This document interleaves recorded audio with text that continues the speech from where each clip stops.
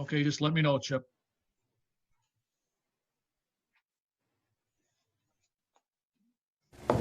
As a quick 2 minutes, Chip. You're welcome. Thank you. All right, folks, I'd like to start our workshop session for the July 13th, 2020 meeting. I'd like to have Travis Gordon here. He's going to be with us once a month, and I'd like to have him make a little presentation on where we're at and where we're going with some projects today. So go ahead, Travis. Sure. Well, thanks again for having me, everybody. It's good to be back. Looks like some of you are joining us from outside, which looks pretty fun and nice. Probably going to go out there myself later. Wanted to give a few updates on some of the projects that we've been working on with Fredonia here. Just going on the list that we went down for the last meeting, starting with the card seed building. From the grant administration perspective side, the village has not heard too many updates since our last meeting.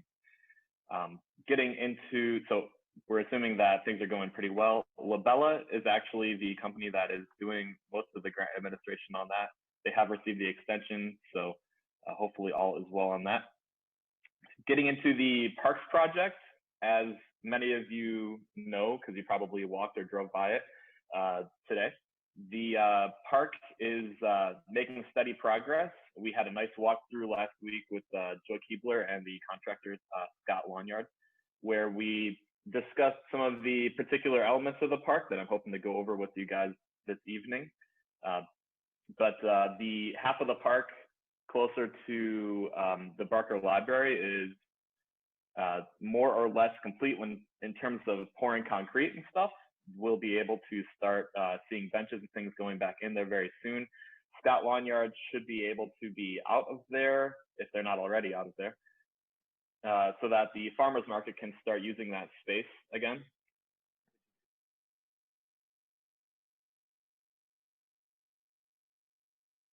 Using that space, it's good to see people working together pretty well on that. One thing to mention that it's important to mention for your consideration for the benches in the park is that we will be replacing many of the benches. We'll have 8 benches that will be restored and placed back into the park, but there will be a number of benches that will not be returned to the park. We're unsure of who the manufacturer of some of the benches are, and so Joy Keebler has suggested that we figure out, we can donate the benches, we can,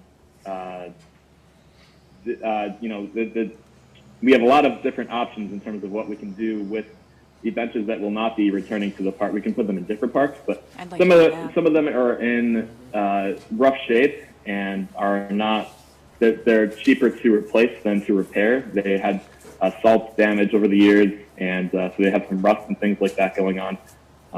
Just the stanchion parts, so the wooden parts we could easily replace, but just something for you guys to consider if you want to do something with those benches. I know there's been a lot of interest in people nearby the farmers market interested in actually purchasing some of the benches, so something to consider.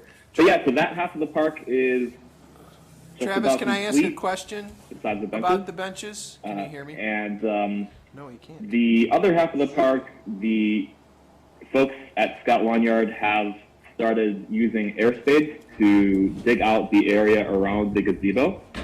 That area will have water permeable pavers installed in it, and that will allow for stormwater retention. But the park is requiring us to, or the New York State Parks is requiring us to be very conscious of the soil and the root systems on the trees that will be disturbing. So we've made an effort to make sure that the roots on the trees in that area are not too badly damaged by the work that we're doing in that general area. One of the issues that did arise that from our walkthrough last week is the fact that the root systems on those trees around the gazebo are more extensive than we initially thought they would be. So Joy Keebler had the idea, and Scott Lanyard had the idea that we should instead of digging down too much further, we should actually raise the ground level up about 7 inches to the bottom of the step on the inside of the gazebo. Therefore, we would avoid damaging the root systems and have the water permeable pavers and things like that kind of go above that. So that is something that we're hoping that you all could consider.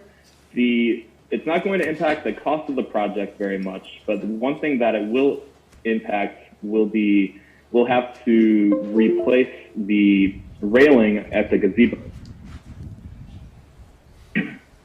Travis, are you there? Travis, can you hear me? Yes, I'm here. Yeah, I have a question about that in regard to the railing. Yep. In reading the report, it indicates that the railing, which now the post for that is buried into the ground.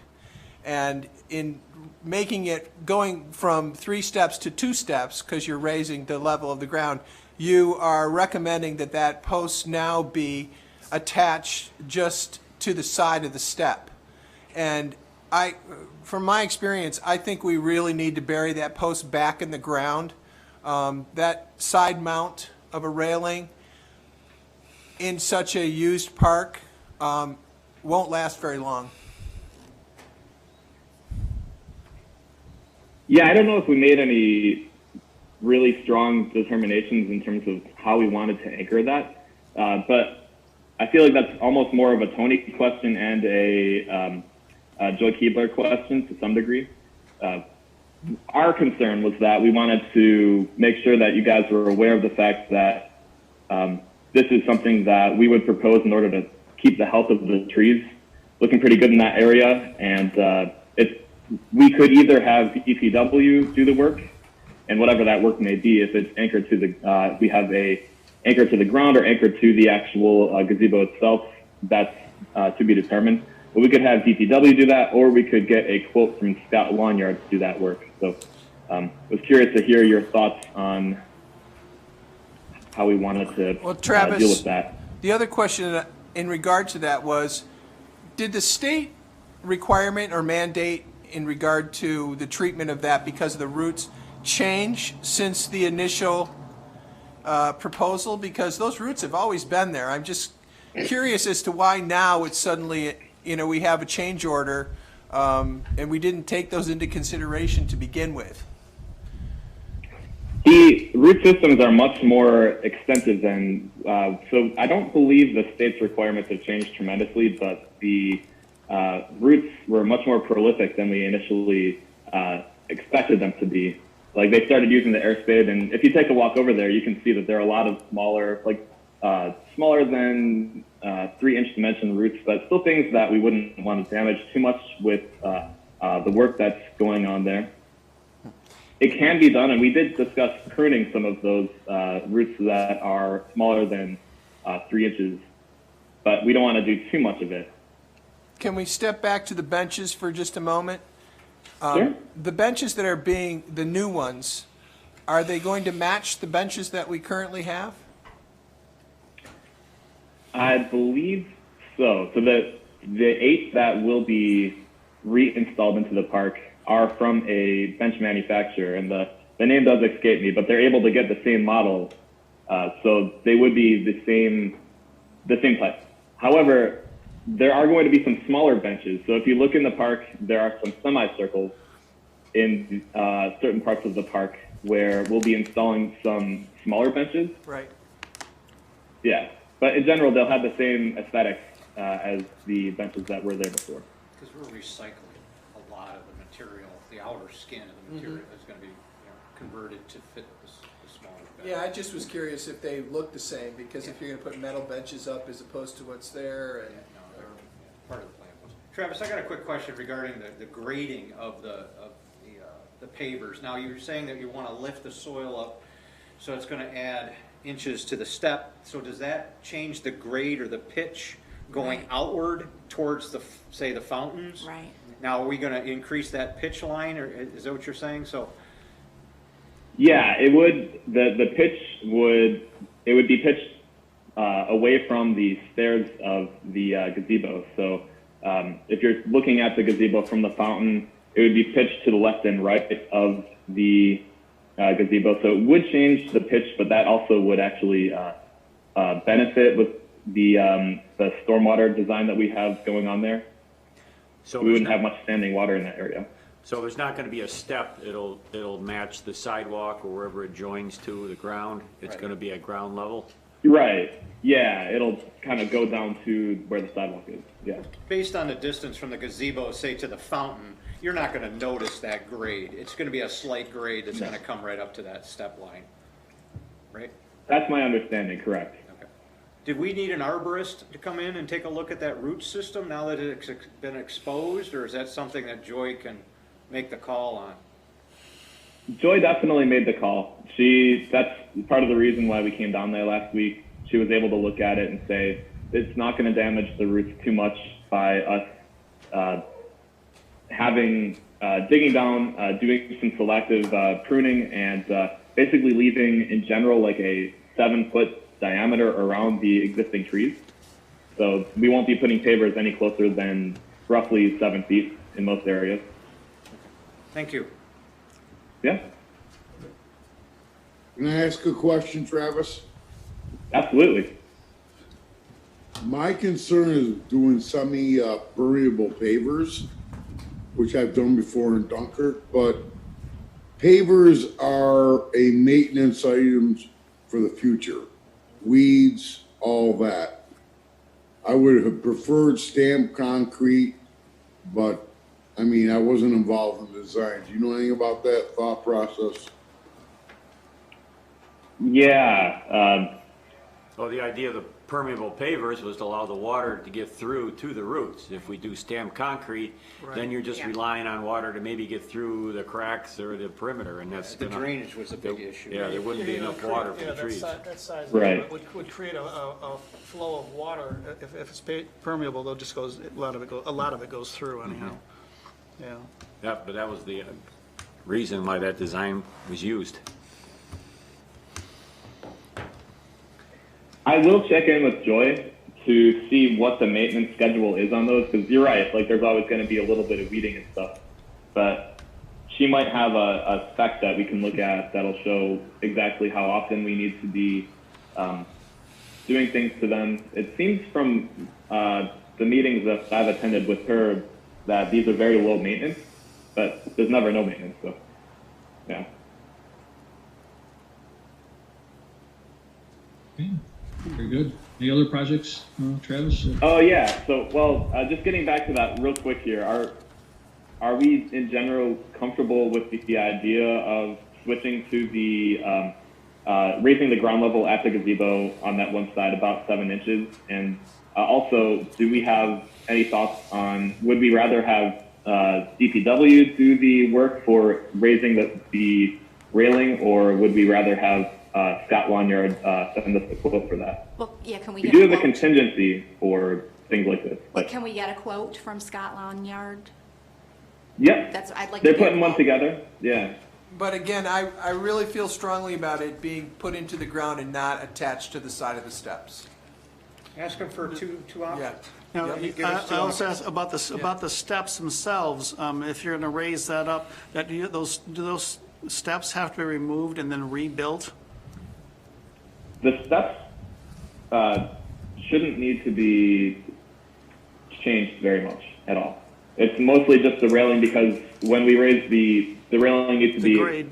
32 inches, and it currently, if we raise that up, it's not going to be 32 inches above the ground. So, but the lowest step will be at then a grade level, is what you're saying? Because the lowest, I- Two steps in like a platform onto the Right. pad. Yeah.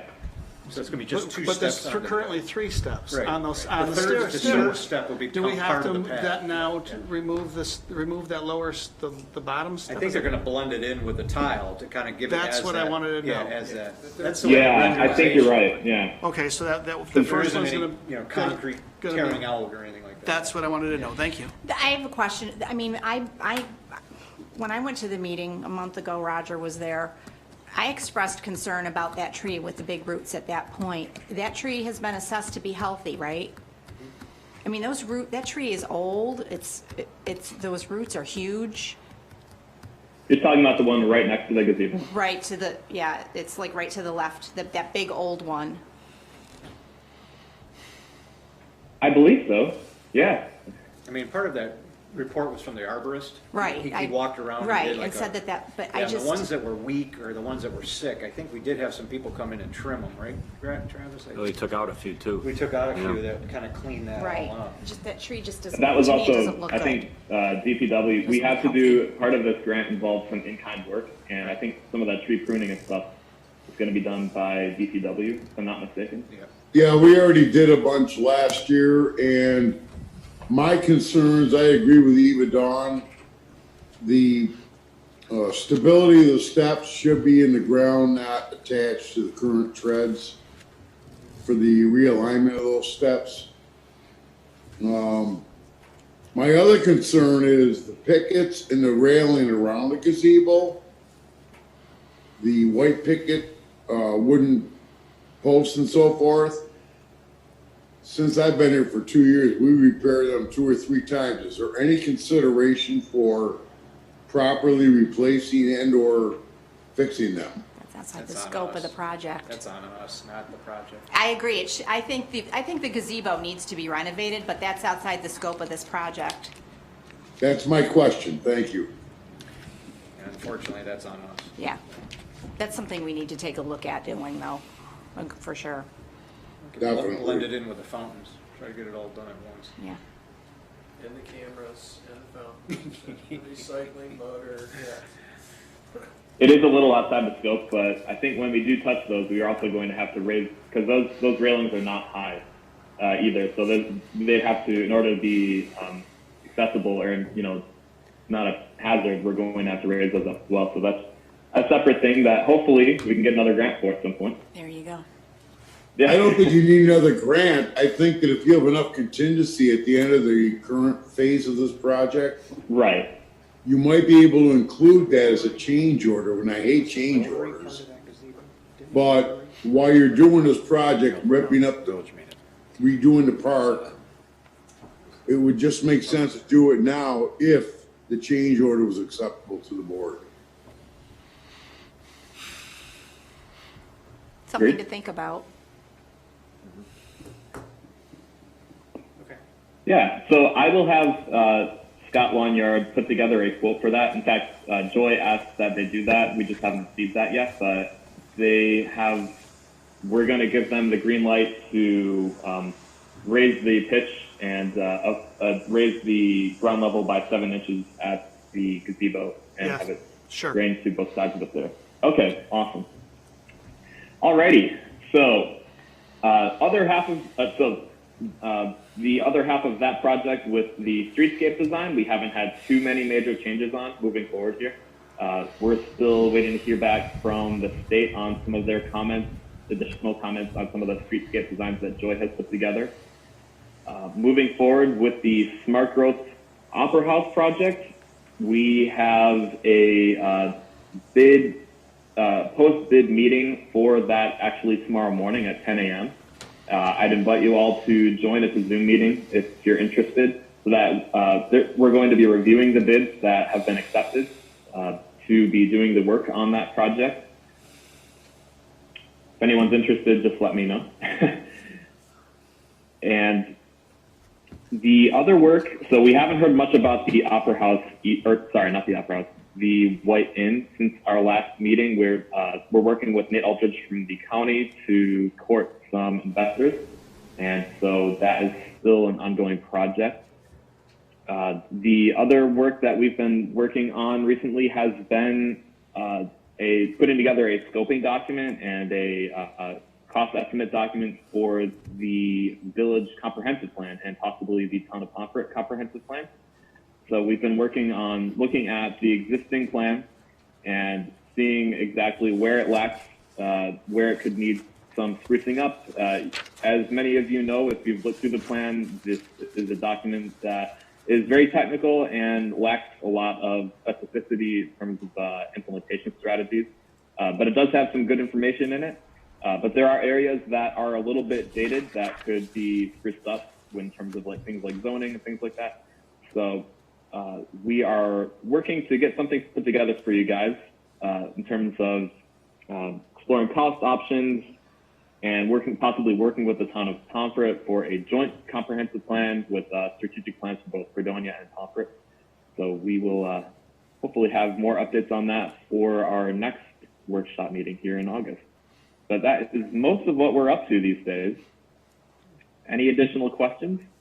I just have a question. Comment on the comprehensive plan, Travis. There's a planning board meeting for the 21st Okay. at 5:30, I believe. I'll get you more information, but that's next planning board meeting. I believe that was the comp plan was on the agenda as well. Sounds good. Travis, I have a question on the streetscape grant. What, have we come up with any kind of time frame on when we think that would start? Is there Yes. a guesstimate? Yes, there's a pretty good guesstimate that it should be around this time next year. So we're working on the planning of the design phase of it right now. We're working on that with Joe Keebler, and we're planning on starting construction, having the bidding process over the winter, and starting construction by around this time next year, which aligns perfectly with the time frame for the smart growth grant stuff. Right, okay. Travis, I'm curious, your and Nate's work on the comprehensive plan, who initiated that? Where'd that come from? Good question. I'm not sure if the village requested us to start looking at that, or if the town of Pomfret did. I think during our last planning board meeting, I basically asked, and I think it was the common idea between the planning board too, that it would make sense. Nate's working for us currently, and to look into that, seems though he's a planner. Is Nate working for us? I thought he was working for the county. I'm sorry, Nate, Travis, but Nate is assisting Travis. But Travis works for us, and Travis is a planner. I apologize, Travis. No, you're fine. You're fine. Yeah. And so, yeah. So that request came from you, Doug? Yep. Okay, thanks. If you've had a chance to look through the existing document, it's very interesting. And a lot of the stuff that it suggested that we do, a lot of those things have been acted upon. For instance, the park is something that was actually mentioned in the previous comprehensive plan. It's lacking a lot of specificity on how to actually get these ideas done. So we're really excited, to be honest, to be able to look at this and see if we can find ways to help make it get it done. We would prefer not to have to put it out to bid. We don't want this project to be another $50,000 project. Based on the existing plan, it doesn't need to be a whole rewrite of the plan. We can do a lot we can work smarter, which is, the goal. Hey, Travis, I just wanted to be clear too with Nate being part of the IDA and with the county. That's part of their purview to assist communities, and this is at no cost to the village of Fredonia for Nate to be assisting us, correct? Correct. Just want to make that clear. Nate and I are also both from Fredonia, so we take a lot of pride in wanting to get this one done. Great, yeah. Thank you. Anything else, Travis? Or go to the order? That's about it. Yeah. Again, if anyone's interested in joining on that Zoom meeting tomorrow morning at 10 a.m., if not, I'll be reporting to you all next month on how that goes. We should by then have some more ideas on what it's going to cost for us to do the Opera House improvements and what all that's going to include. So that should be kind of exciting. Again, that's part of a $1.3 million grant that the village has been awarded to do that work. But yeah, other than that, we are looking pretty good here. I would have attended that or joined in on the Zoom meeting, but unfortunately I'm already committed to another 10 o'clock meeting tomorrow. So I'm not going to be able to. No problem. That's what I'm here for. Yeah. Travis, just real briefly, I know some of our other projects we're doing in the village currently that are utilizing grant funding. As the state agencies freed up the grant funding to be processed and payments for the contractors and stuff for the most part? Do you know anything on that? Good question. So it was a very slow process getting that money actually into the bank account, and we are on the right track with it. The state, during the COVID-19 crisis, communication with the state was very, very slow. I think they were all out of the office, and particularly Empire State Development was hard to get in touch with because they were actually tasked with dealing with COVID-19. So just last week, we submitted our minority women-owned business enterprise participation plan for the Smart Growth Project. They've submitted it to the parties that need to look at it. We are on track to get that money, and the contractors on the Smart Growth Project are aware of the fact that this is a time-consuming thing. However, with the Parks Project, the one that we're currently working on with Scott Lawn Yard, that is a reimbursement-based grant. So when they start sending invoices, the village will have to pay and then get reimbursed by the state for the invoices. But that one's looking okay, yeah. Thank you. Yeah. All right. Well, thank you, Travis. I appreciate you joining us, and we'd like to have you join us again every month. I appreciate it. Thank you. Appreciate it too. Yeah, thank you all, and have a good night. Thanks, Travis. Thanks, Travis. Okay, ladies and gentlemen, we'll move forward with our resolutions. First one, annual Laurel Run, July 17th, 2020. Is there any comments or questions?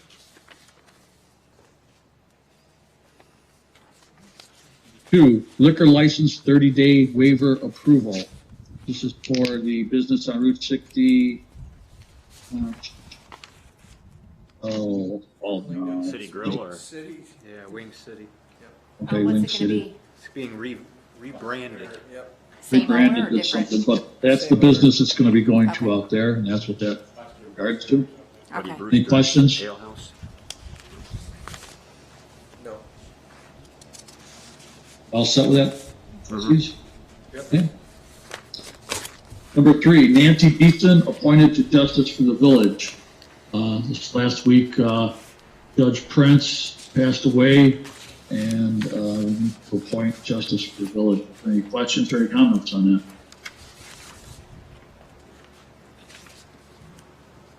Number four, associate justice appointment. Judge Beeson had spoke to a fellow attorney who was interested in that. It's Michael Siri. Is there any questions or comments on that resolution? I supported, full disclosure, I've used Mike in the past. Of course, when it's a small town, everybody kind of knows everybody, so I don't know where that puts me, if I just have to make that known, or, but I support him. Just to not be- vote, maybe? I don't know, do I? It's not a conflict of interest, isn't it? I mean, it's. I mean, it's it was not- real estate thing, I mean, basically. I don't think It it's was a nothing. conflict. I mean, you just use I don't it think it's for a problem. personal Yeah. real estate. I mean, I don't think that's a conflict of interest. Okay. I didn't think so Trustee either, but Pecos, just don't get in trouble and don't have to appear before him, and Yeah. you'll be upset. he's a former student, so hopefully he'll take it easy on me. Okay. Any other comments or concerns on that? All right, moving forward, resolution to extend a CSEA contract for one more year. They would like just to extend it without any changes, which is kind of okay with us right now, I believe.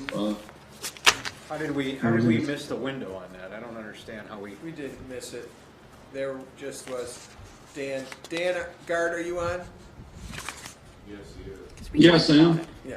We didn't really miss that window. There just was, you had been in contact with them, and they chose not to begin negotiations, correct? I mean, we didn't miss a deadline. No, we didn't miss the deadline. We've been discussing extending the contract under its current terms. Right. They made the request to the village, and then, they had some misgivings maybe about membership, and then they made the request again, and we ran with it.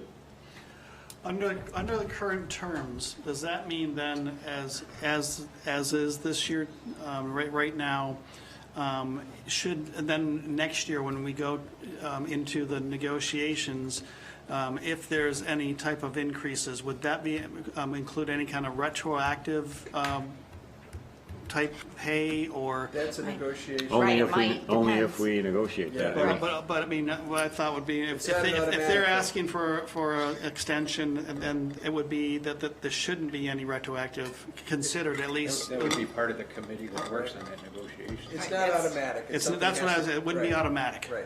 I mean, technically, Has to be negotiated. the contract stays in place until new one's negotiated. Right. This is just kind of a good show of faith that, and we appreciate the fact that they're willing to extend it, and we acknowledge that by extending it a year. Really, that- nothing would change if we didn't do it. It Is would- that correct, Dan? Yes, it is. Thank you. Any other questions on the extension of the CSCA contract? No, I just, Actually, I'd like to thank them. for Yeah, I appreciate that the fact that they're consideration. doing That's a great consideration for us this in light of the pandemic and everything that we've been through. It's a very nice and kind gesture on their part. Agreed. Okay, we'll move on to new business then. actually, could we back up to the Okay. appointment of the associate judge? It just says entire board. Do we need to? That's her appointment. It's actually the justice's appointment, and we're just. we Oh, are- okay, Yeah, okay. we're just acknowledging. Okay. It's not an approval. I think. The associate's not an approval. Right. I think we're just, isn't that correct, Dan? The associate's not an approval, it's just an appointment that Judge Dietzen would make. We as a board. That's correct. In the past, the board has passed this type of resolution, and so we were just belt and suspenders. What? Um, What's that, Dan? Talk about your belt and suspenders here. Tell us what you're talking about. So do we read that, it says to Do be we read it resolved? in It's- unison? It is a resolution, so it Yeah. should be sponsored and It should be co-sponsored. sponsored and seconded. He's saying just because it's done in the past, that we do it again. So do we have Trustees a, that are appointed to the court? Do we have trustees that are appointed? No, there's no. so who, I'll- How I'll- about it's personnel and Roger and I'll do it? There you go. okay, that's fine. Yeah. Thank you. Yep. Okay, so the personnel committee will sponsor that and second it. Yep. Thank you.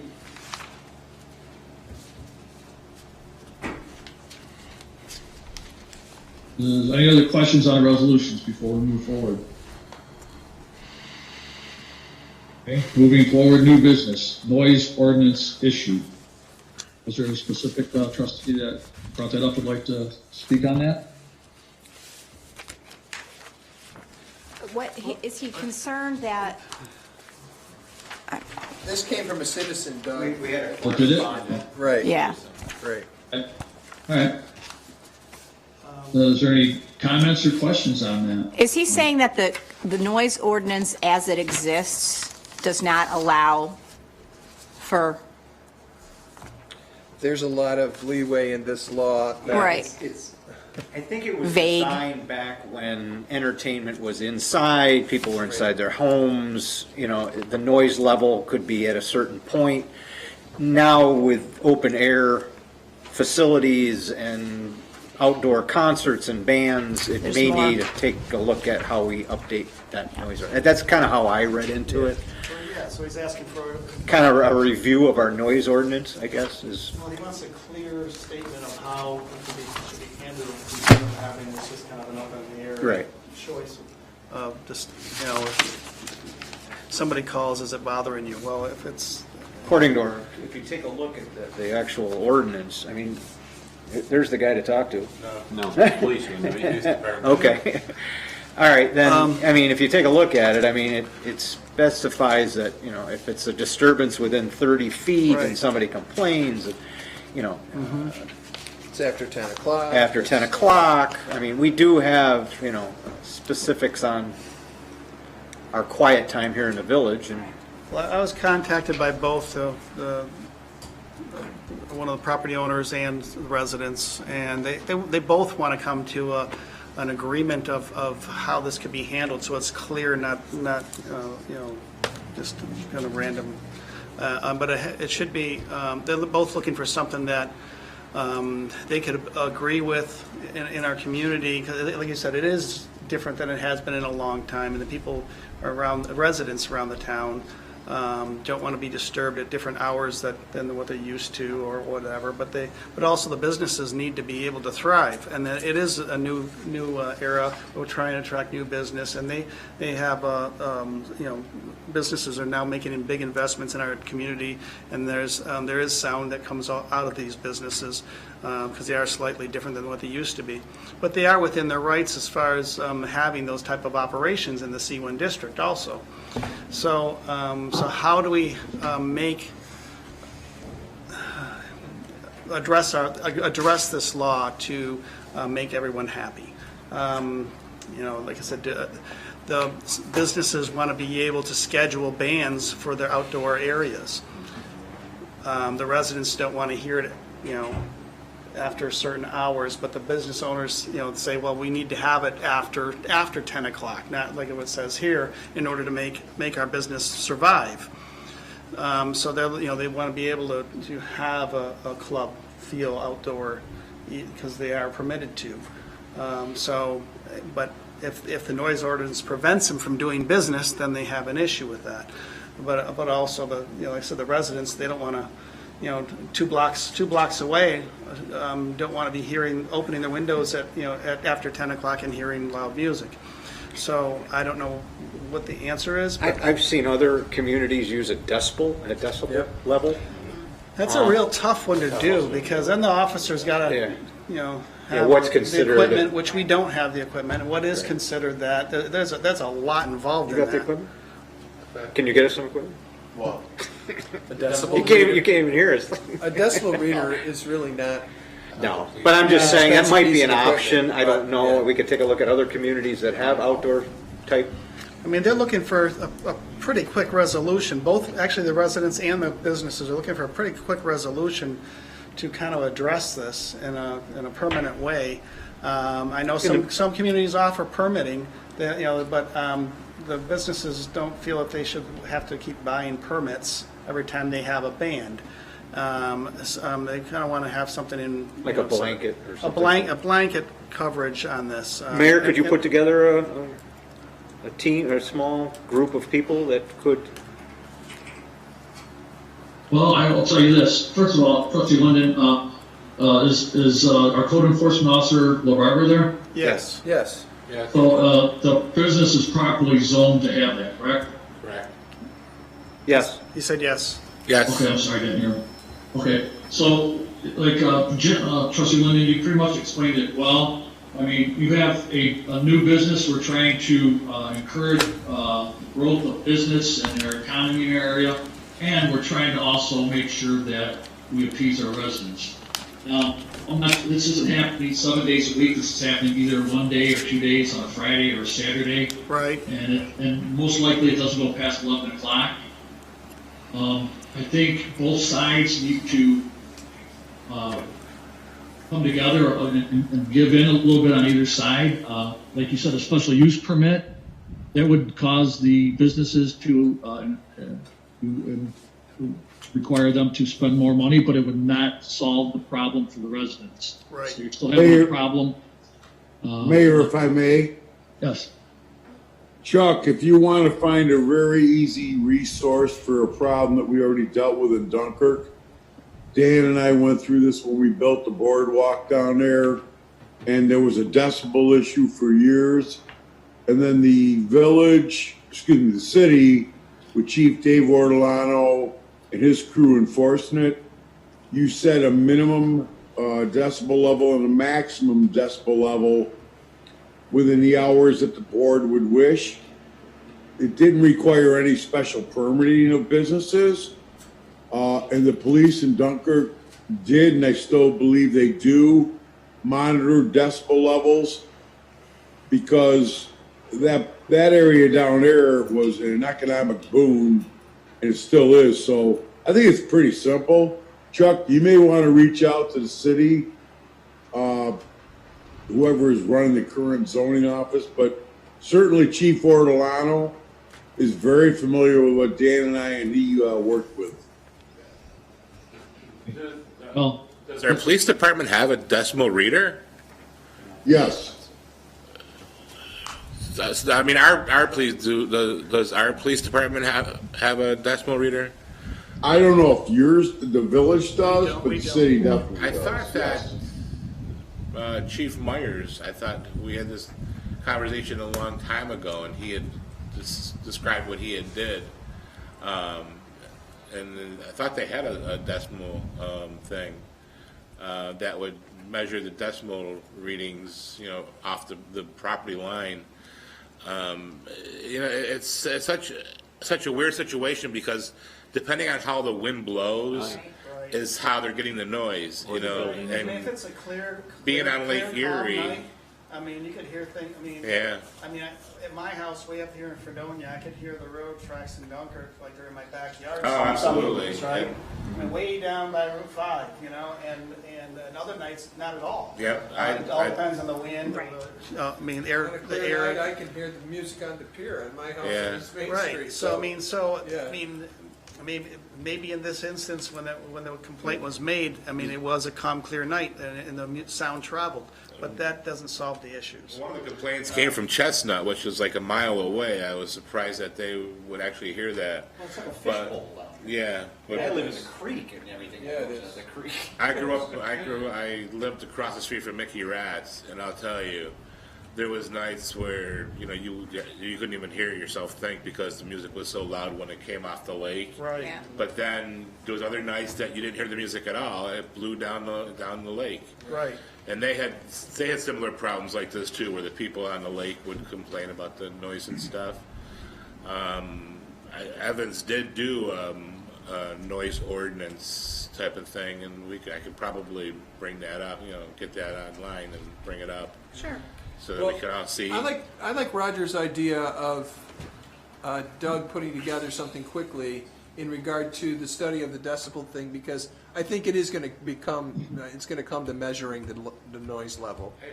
I'm confused because Water Street, they all have, bands and stuff, and this Yeah, but again, never these really are- complained. It's been a long time. Is this outside? Is that why there's a problem? It's outside, yeah. It is outside. Well, maybe we should have no outside amplification, have it all inside. When we have festivals, we have, there's a lot of, our blues festival, they're open there, and those, In the park, it's an yeah. event. I think It usually ends at 10. I think a committee. Yeah, I think so. A few people, a business, some business owners, some Yeah. community members, Right. a couple trustees. Doug, can we do that? Our current says Yes, 10 o'clock. yes, so- folks, trustees, our current zoning and planning trustees are trustee Lyndon and Christina. I'd like you two to work with our code enforcement officer, our police chief, and our attorney. That would be the committee, and if you would choose to have any other community members, please do, whether it's business owners and current community members as well, that would be fine. Do we But convene that, or you are zoning and planning trustees, so if you could work with Chuck, Phil, and our attorney guard, work on that. Is that acceptable? Well, there have to be some, I think we have to include business people. Oh, absolutely. Okay, well, then please, make your committee of some business owners and some citizens, please. So the trustees will convene the meeting? Correct. Trustee Lyndon and Christina are our zoning and planning trustees, and they will work with Code Enforcement Officer Barbara, Chief Maslach, and Attorney Guard. Alrighty. Any other questions or comments on the noise ordinance? All right. I'd like to, everybody's, Trustee Lyndon, you said somebody, the business owners and the residents wanted a quick response. Is my next meeting in 2 weeks, could you please come up with whatever you have in regards to that and see if we can move forward on that, so. Well, we'll talk to them and see what, we'll talk to each person and see what it comes up with. When we have the current law, but I apparently it's not, the current law is not acceptable. Hard to enforce. It's hard to enforce, but it's also not acceptable to both either party, the residents and the business owners, I guess, because it doesn't meet either one's needs at this point. We can discuss it. I guess We'll we'll- discuss it as a committee. Yeah, we'll see, we'll bring something back. Okay, yeah, I'm not exactly sure what you're gonna, both sides are gonna have to compromise at some point, and we're gonna have to come up with a reasonable solution here. I'm sure the reasonable solution, one side or the other aren't to be happy, but it needs to be a reasonable solution that both sides can, understand and acceptable sides, so, thank you. Next item under new business, panic button testing with DFT. Anne Marie, we had DFT security come over last week and make sure they tested everything and identified where each button was, correct? Yes, everyone has the correct button, and if they all are in working order, I thought it should be included when we test most of the alarms in the building. So that'll be done on a regular basis. Any comments or any questions on that? Number 3, Paytrik Design and Consulting, Porter Avenue retaining wall. Tony, would you please brief us on that, please? You have to unmute.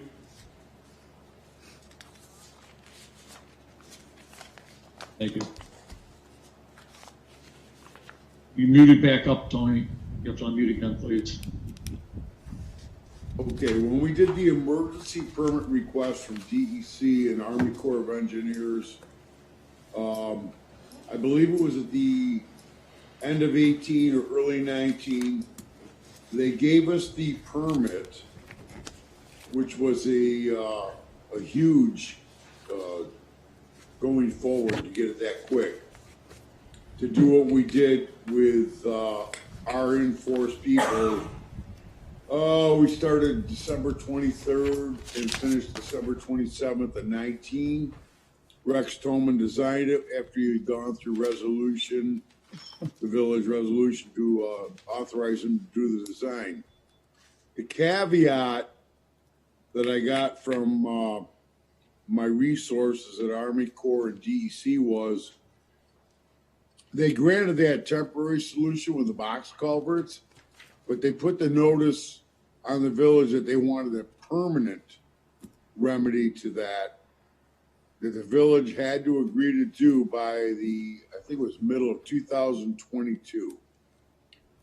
And part of Mr. Tolman, Patriot Engineering's scope in the original resolution was to formulate the original emergency design and then to consider looking at what it would take to do the permanent, more intrusive resolve to that whole little area there between Eagle and Porter. So Tolman's proposal that came through, I believe, Anne Marie, last week? Yes, I got it before Monday, right around Monday. So that is their proposal to do a final permit design for Army Corps and DEC to do something more permanent, and that would be just for design work. If you read the language in the proposal, that's for their engineering, design, surveying, etc.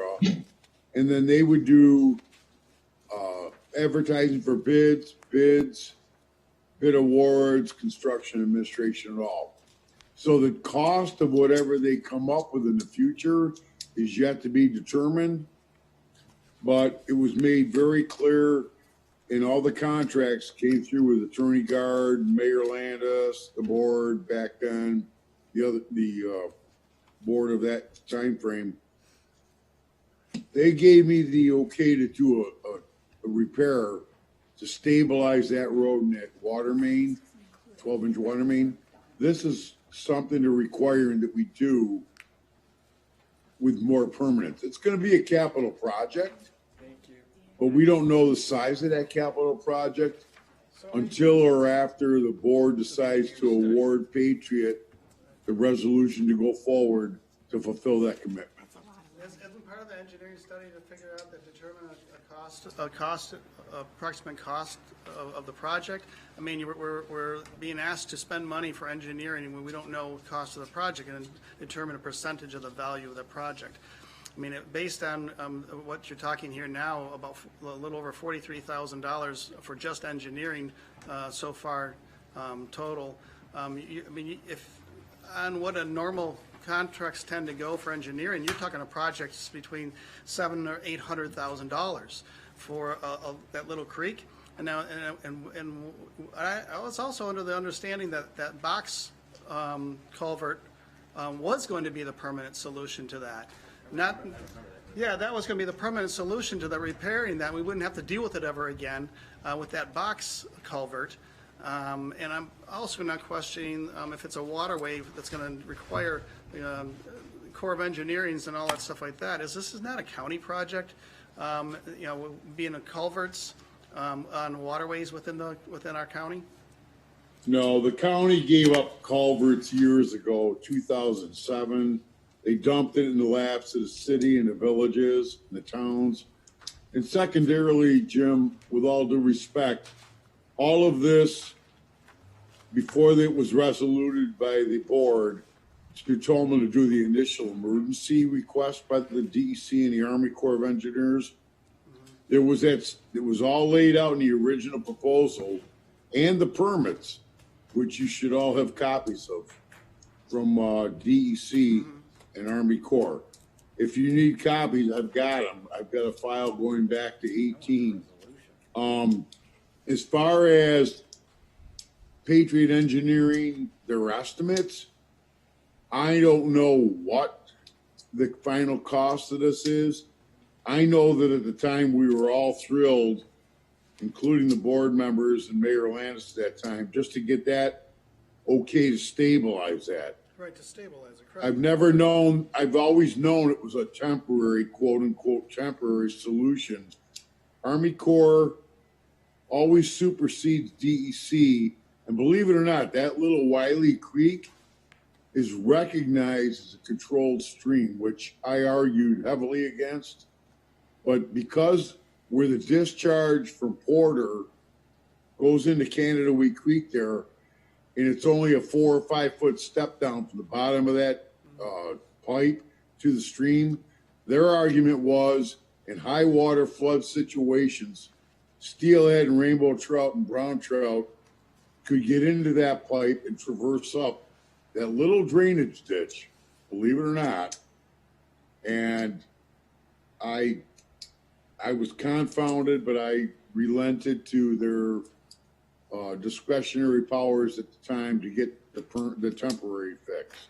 So I think that at this point, it's under consideration to award that to Paytrik Design. I think the board and the mayor should reach out to Mr. Tolman, who owns Patriot, maybe pick his brain a little bit further. I'm not sure what he's thinking of as a final design, because that proposal just came through last week to Anne Marie. I mean, obviously, we haven't seen any plans because he's not doing any plans without a resolution to go forward. Is there additional permitting? Because he has number 2 there, DEC emergency permitting, and you said we had permits, but he's got permitting of, you know, more than $1,000 in permits on this new. That would be because anything you do forward, like when you any engineer redesigns another plan, it has to go to review back to the same agencies, and they always charge a nominal fee to review the new plan. And so what you're talking about here is spending a great amount of money to finish this temporary box culvert work, then have to go back and redo it before 2022. That's not what I'm talking. That's what Army Corps and DEC stated in their declaration. I mean, we're talking a year and a half away to have to have it permanently done, when we're going to spend, it looks like hundreds of thousands of dollars to do a temporary fix. I find that unreasonable. I find that unreasonable too, Jim. Well, then we should be doing But a permanent fix and being done with it then. because at the time, they would not give us a permanent fix without spending 3 years of engineering and research. The temporary fix was to stabilize that road and that 12-inch water main and blow off through the winter season until, as we are right now, which is work. But it hasn't been. Permanent fix. Again, this isn't Tony Gagino pushing forward with this. I'm just following the decrees of the Army Corps and the DEC. So, I mean, again, Jim, your point is very well taken. I took that point right from the start. I think somebody should talk to them again. Pardon me? I think somebody should talk to them again and find out what if we could now just going to go ahead and do, because we went through another winter. I mean, it's been a number of winters since this. This is not a new issue that's been put before us. The problem has been there for some time, and it's been just getting worse. But it's at the point that they require permanent within a year and a half. I mean, they're talking it's going to take at least 8 weeks to install a temporary fix. I mean, and that's after the point of going out for bids and everything else. I mean, you're going to be into the next year to do you're spending all this money. You're going to be into next year. It'll be past the winter before they ever get fixing this. And because going out to bid, contractors have other jobs lined up. You're going to be into next year before you even start this. So it just seems unreasonable to spend this kind of money, then have to pull it out and start over. So I think maybe somebody should be able to talk. I don't know if the mayor calls them or somebody should call them and find out if there's a more reasonable fix at this point in time. I believe the proper person to call them would be our street superintendent, Tony. And you're familiar with the project. You know what's going on. Please review that, Mr. Coleman. Oh, yeah, I have no problem doing that. And Jim, going backwards, Yeah. remember, I agree with your thought process. I fought Yes. for the one-time fix only. Yes. And I got to be honest with you, the can was kicked into my lap for years. That wall had been failing. Right. All right, so I did what I had to do to get No, it done. I agree. I understand. Yes, you are correct. Get a point of clarification here. The $5,278 that was done was just a temporary fix, correct? That It was an two- emergency thing. Yeah, but that was Right. just the beginning of the engineering and get permits. That didn't do any work. Okay. So the So- temporary fix has not been done yet, is that But correct? let me go forward. We did all the work ourselves in-house. We didn't hire anybody. Okay. You did. And So so, the temporary work was done. Yes, and we Okay. did it in-house with no contractors. Okay. okay, so now the 37,000 that Patriot is now quoting us is for what? A study The to do- quote-unquote permanent design the No, it's DEC and Army Corps want to make sure that wall doesn't fail in 50 years. Can't the Army Corps come in and do it? Can't they do the study? Pardon me? Can't the Army Corps of Engineers come in and do the study? Army Corps, DEC, they are the governing bodies of that little stream, which I think is ridiculous personally. It's a little drainage stream, but they deem it as a classified stream because of the outfall to Canada Creek, where the trout could potentially jump up into the pipe and Right. travel upstream to Pomfret. But can the The Army Corps can't come in and do the study? Like, we have to pay someone else to do a study? They're telling us what they want us to To do. do. They Right. won't do it. They won't The do the Army study. Corps won't come in and They're do just it. saying, Okay. this is That's what we my question. require. It's up to us now to take that Right. information, get an engineer to give us the information on what it's gonna cost for the permanent fix. That's how I understand it, correct, Tony? Right, and I will call those people, Mayor, at DEC, Jim, and Army Corps. Right. I will reach out to them and petition them again for some consideration on Time frame. that decision which came down at the end of 2018. Yeah, now we're a year and a half away from the deadline. Right. This was all precipitated at the end of 18, right after I got hired. Right. So it was a process. Right. I do not want to spend any more money down there if I don't have to. Trust me, I really don't. I Right. got enough. Can we get another, Yeah, is there a possibility to get another, I mean, $37,680 seems like a lot for just a quote. just for a study? And I see, yeah, for a study. I see what they're gonna do. They're gonna do borings, they're gonna do the contract, the documents and the drawings. Surveys. They're Right. gonna do the applications for the permits. But again, Well, here's the other thing you got to remember. Right. With whatever expenditures we had to do the temporary fix, Right. the engineering, the box culvert purchase, the riprap I bought was covered under CHIPS.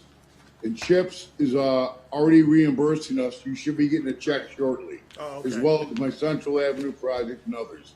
This is a CHIPS project. The box So it culvert won't is come sitting out in of your there. regular funding.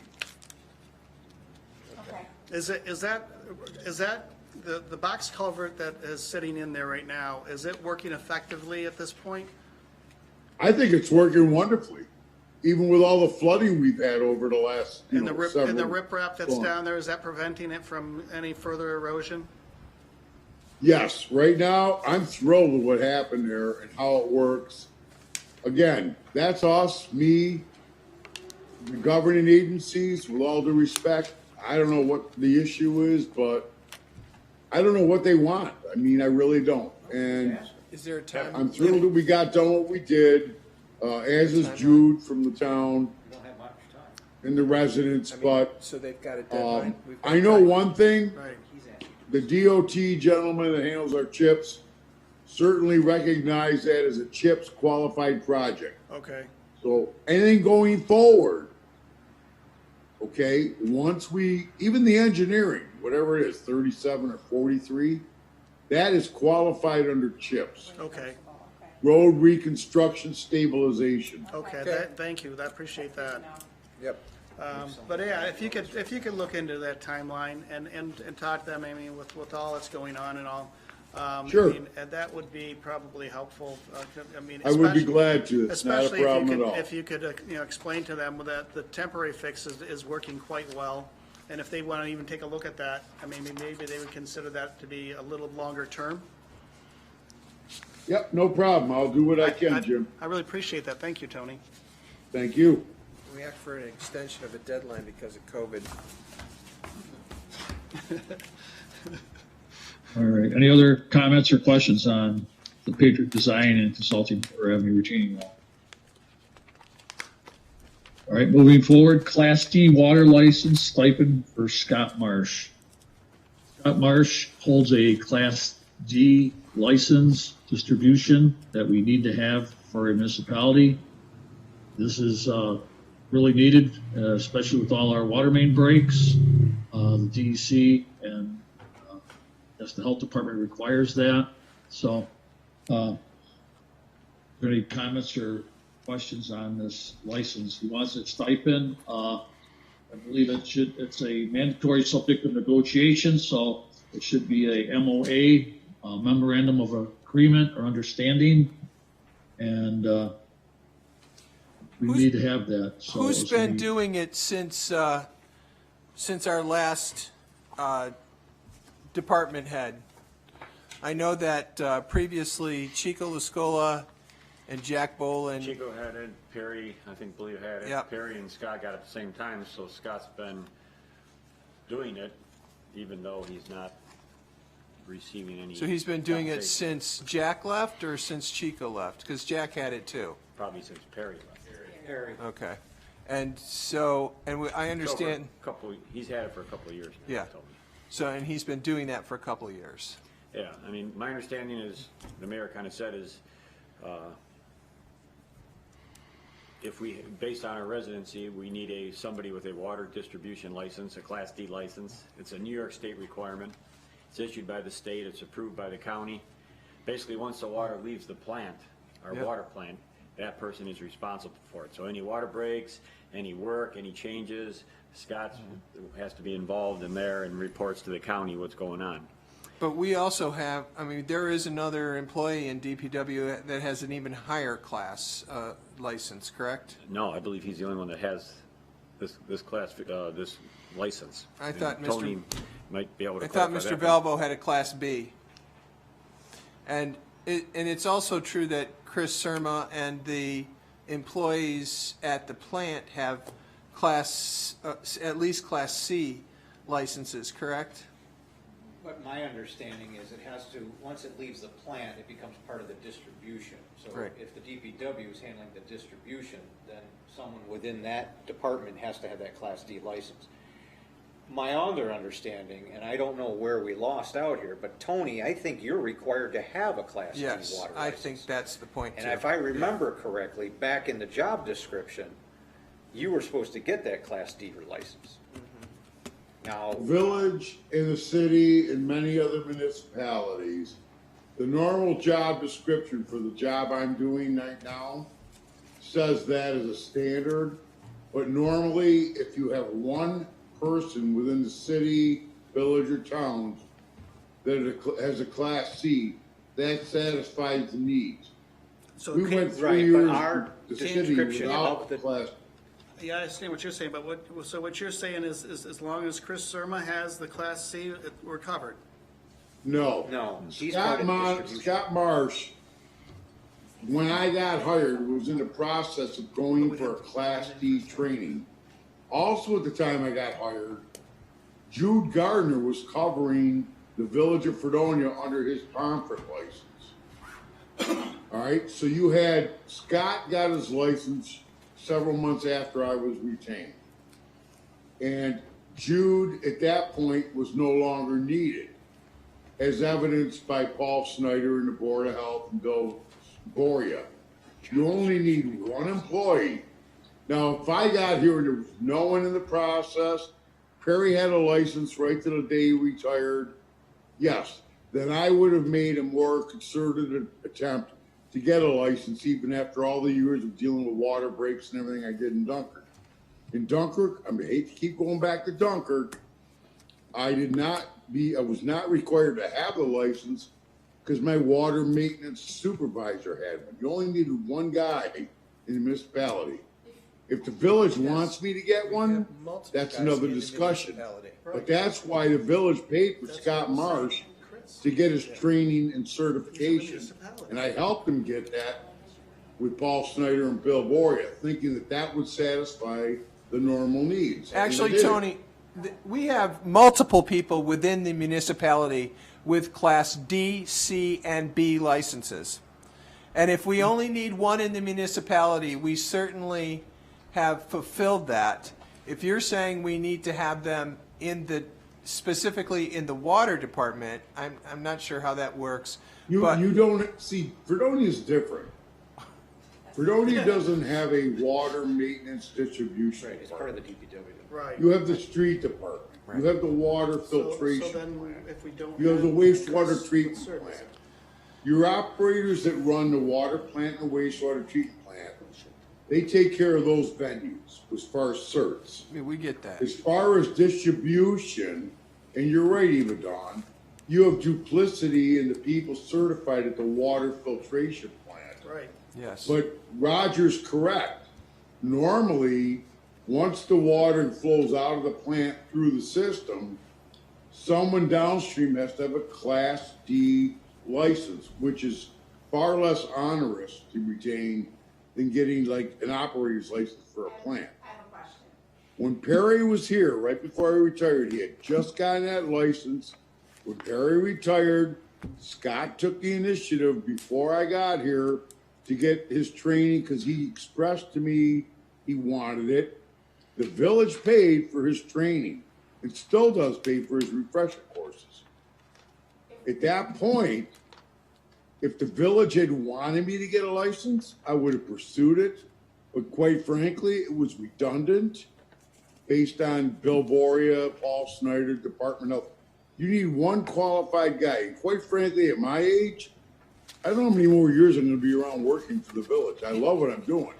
But you need to get a younger guy in the system. How hard would it be for you to get the certification again? Could you do that? And then if that were the case, we wouldn't have to pay someone a stipend, is that correct? What's that? I'm sorry. How hard would it be for you to get the certification? Could you do so? I understand that you know, you're at a different place in your career. But if that were the case and you were to get it, then we would not have to pay an additional stipend to someone else to do the job because it's part of your job description. Is that correct? Well, that's your choice, but here's the deal. It takes over a year to get. And It's it a takes a two-day few class. $1,000s minimum to go to all the courses and travel and training and hotel bills. If that's the board wants, I'll be glad to do it, but I think you're wasting money. It's a Because two-day I class. think It's you've already in met the Buffalo. requirement And you of have, spending that kind of money on Scott Marsh. hello. It's a two-day class. It's held in Buffalo. There really are not great costs to it, but you do have to intern for a year under someone with a license. Yes, you do. But in the meantime, it can count that person who's doing this under your license. But again, there are several people within the municipality that hold that license.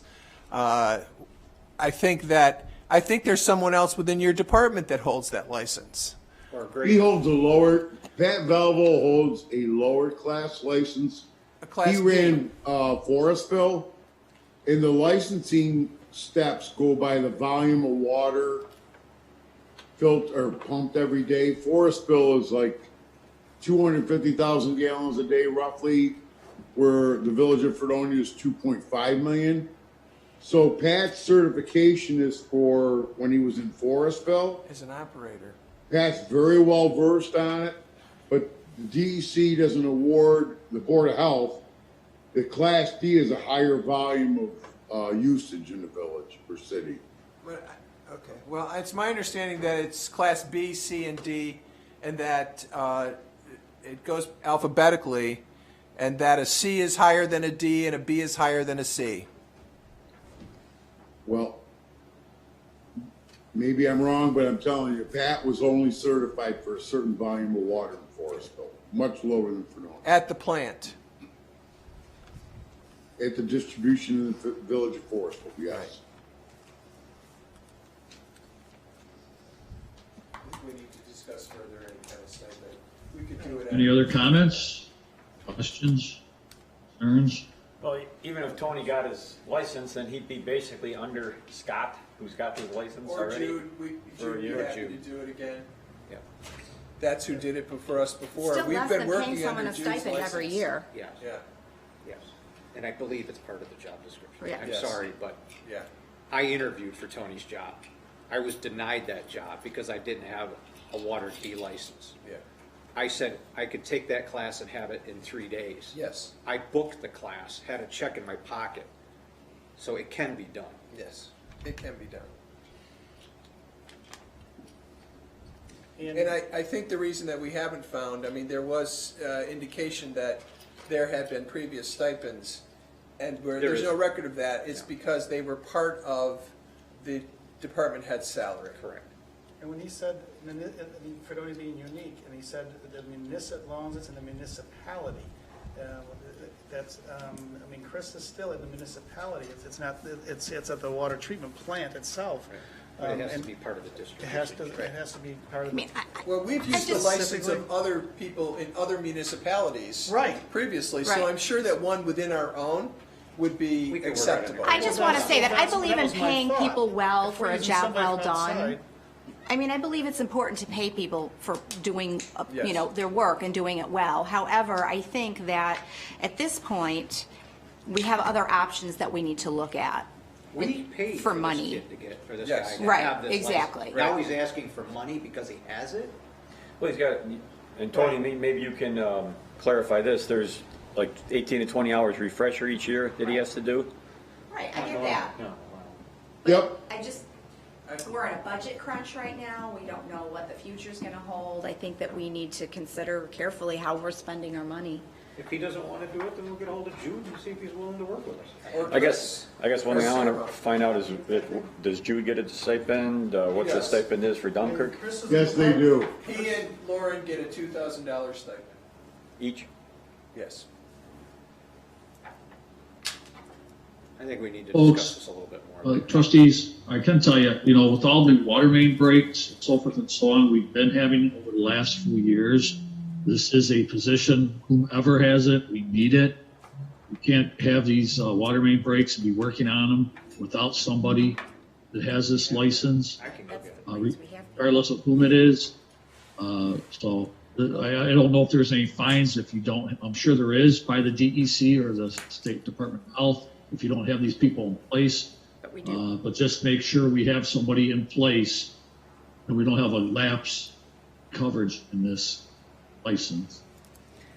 I don't know, I agree. I would think we'd want one of our guys who's on the job, who's there when these breaks are happening, who has experience, who understands the system, who knows our system. To me, I think that makes a lot more sense, giving this person a stipend than relying on somebody from outside of our village. If you're paying That we have if been you're doing. paying an hourly union contract person, if they have to be called in, then there's an additional cost because they'd have to be called in for specific hours that they're not working. There would be an additional cost there. If a department head has it, we're covered under their normal wages.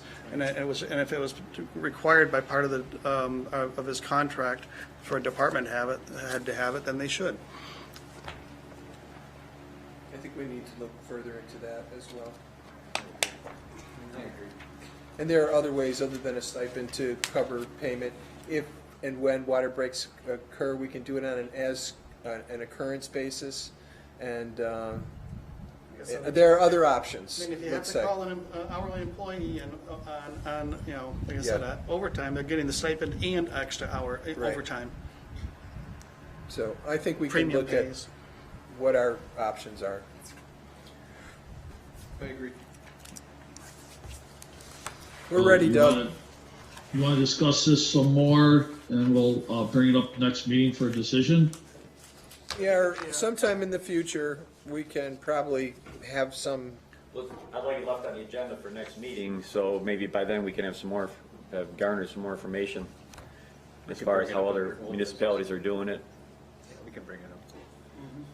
Yeah. Yep. Okay. Put it on, leave it on as ongoing business. It's old business now, yeah. Old business, yeah. Okay, all right. Does anybody have any new business? Actually, I've got something. I've had a number of residents contact me about the White Inn. First, it was because of the front area hadn't been mowed. That's been taken care of, but there's still complaints because the back area isn't being mowed. And, you know, the concern is if it's left to grow into a jungle, you're going to start getting skunks and all kinds of other varmints back in there. And they were just wondering if it could be mowed at least once, if not, you know, maybe again towards the end of the summer.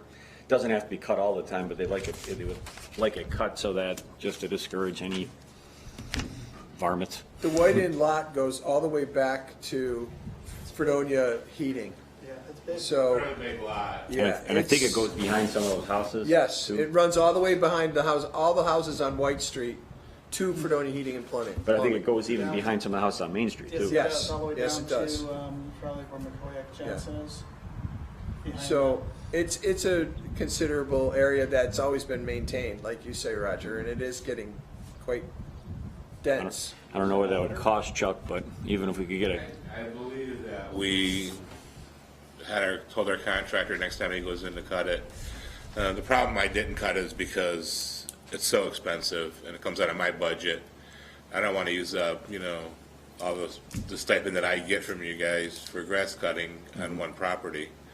So I just let it go and just did the front where it looks decent and all around the building. When's the last time you sent them a letter? The bank or the owners of the White Inn and notify them? Beginning of the year when we start our grass cutting stuff, we sent out all the violations at that point. It's a foreclosure. There's nobody that's going to step up and do it except for us if we want to keep it neat. I do believe I had Kathy call our guy and hit him to tell him to cut the grass back there because I got the same complaint from a resident who was not happy with the back not being cut. So I don't think I knew that it was even White Inns at that point. So, but we'll get it done. Thank you. Chuck, were you able to take a walk around the building itself to see if there was any violations or anything that created any unsafe, hazardous conditions, whether it's the building construction, itself or anything? No, other than, I mean, the building from outside doesn't look bad at all. I mean, once we got a cut and stuff, it looked pretty decent. The only problem that I hear is that the roof is leaking, but I really don't have the right to go in that building to search, to see if the roof is leaking. Occupied, is that why? Yeah, it's not occupied, it's all secured. But that's just what I hear, is that the roof is leaking on the third floor. Looks like the pillars are, which are parched or whatever, are beginning to deteriorate. The front steps Yeah. I thought he did the front steps a couple years ago for handicapped accessibility. There's grass and stuff growing up, and the bricks are like all kind of, it's cracked and Wonky. it's not good. It's, We can do as much as the trustees want, it's just that it costs money. Well, and is this something we can recoup, some of this? I wonder if we can recoup it in the COVID thing, because things have been, they haven't been able to show it, and that real estate's not able to, market it. It might be something we could put into If we had our an emergency, list if we were of, still under an yes, emergency, maybe, into I our don't know. list of costs for the village that fall under the COVID reimbursement. And also, does it fall under, when they do sell it, I think we can recoup some of that cost. If there's a bank involved, the attorneys usually call us when they before they close on a piece of property, if it's going to be sold. They'll ask if there's any violations and stuff, and we give them a list of all the grass cuttings that we've done, and things like that. I thought, I had heard there was a buyer just before the COVID, yeah. and they backed out of it. So Doug, is this something we can bill the COVID for the emergency thing, because it can't be marketed, it can't be, our hands are tied and everybody else's in regard, and the cost that we incur to maintain it, can that be billed towards a COVID emergency?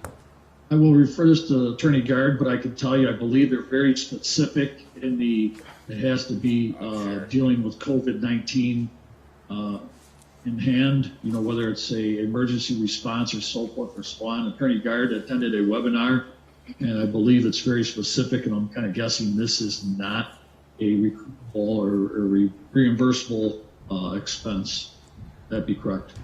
That's correct, Mayor. This is not a reimbursable COVID expense under the state guidelines.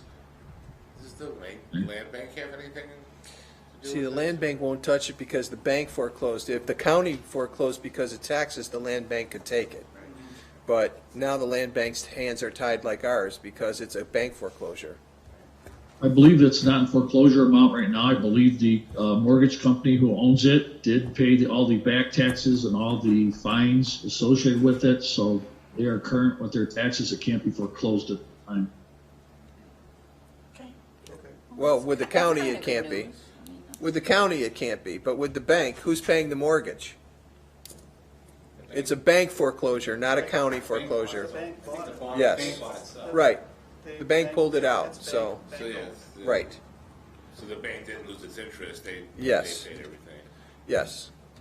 And it's bank-owned. I don't know that. Is there any other new business? I got a couple of quick things. Mayor, you sent us an email recently regarding the Casadega Lake and a correspondent from that group. Are you going to talk about that at all tonight?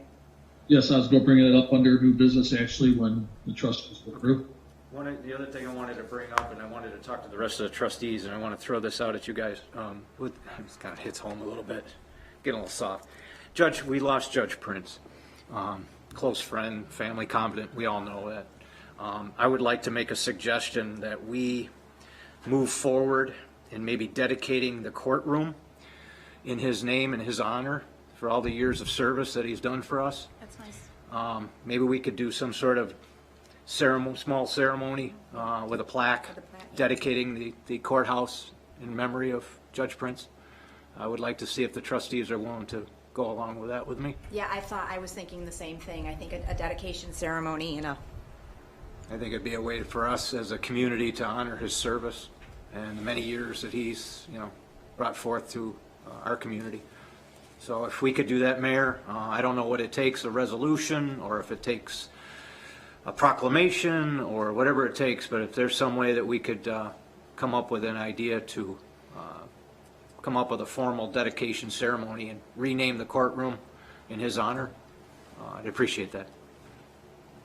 Yeah, absolutely. If the board is agreeable, it would probably be a very small expense for a plaque or some kind of recognition, and I could gather a ceremony event in the near future. Board okay with that? Yes. Yeah. All right, will do. Does anybody have any other new business? Hopefully tonight, during our regular meeting, we could have a moment of silence for Judge Prince.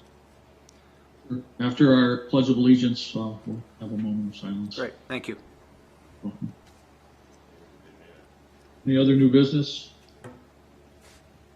Okay, as Trustee Britt said, Cassadaga Lakes Association.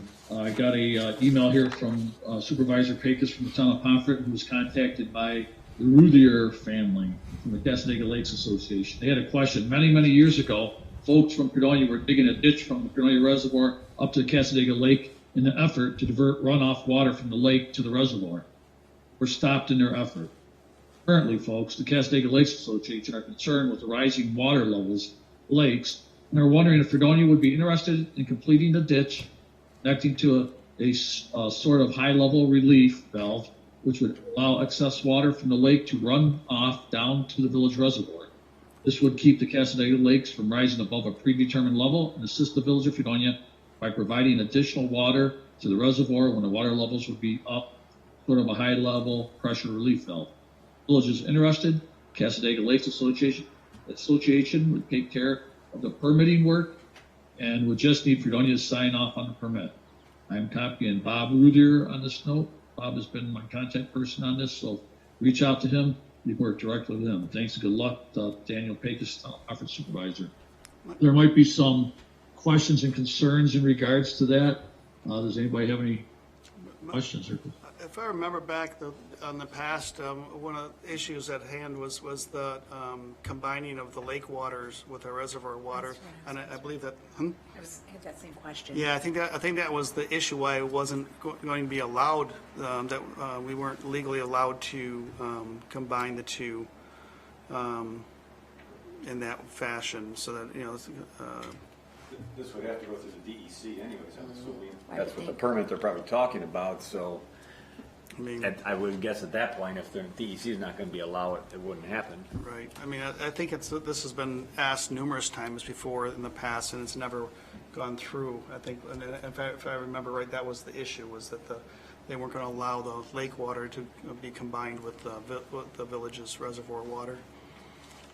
Yeah, obviously there has to be some testing done. I mean, you're talking, with all the different chemicals that are going from, runoff and the green algae. Yeah. I mean, they don't allow fish to be, minnows to be carried from lake to lake for fishing.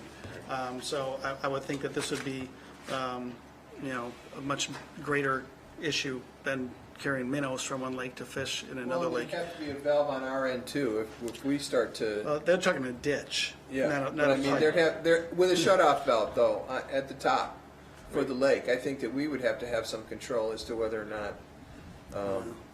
If we begin to. Yeah. If they want to pay for a study, fine, then we can determine if we want to do it at a later time. Why did we stop to begin with? I think Jim's point was made. I think that was. We were stopped. We were stopped. I believe we were stopped. Right. I know back in '88 when we had the drought, the DEC allowed us to pump out of Cassadaga Lake, but it was kind of a one-time deal. Yes. Emergency deal. Yeah. But again, if they want to pay for the permit, investigate it. Well, the board would approve the Cassadaga Lakes Association move forward with the investigation and provide their results of the Sure. investigation and permitting, Yes. correct? Sure. Yep. The Okay, DEC I will study. correspond with that person and let them know your intention. I don't have anything else for new business. Old business, farmers market. Any comments, questions, concerns? I know they wanted to move over to the West Parker Common. We had suggested to them to move down to the Water Street parking lot, municipal parking lot down there on Water Street. So I guess they're kind of staying where they're at right now, unless somebody knows something and I don't. I was down the other day. It didn't seem to be, didn't seem to be a problem. I think they thought that the construction would be more of a concern for setting things up than it actually turned out to be. So I think they're happy to stay right where they are. Okay, easy enough. I don't think this year is going to be an issue. I think next year is going to be a real issue.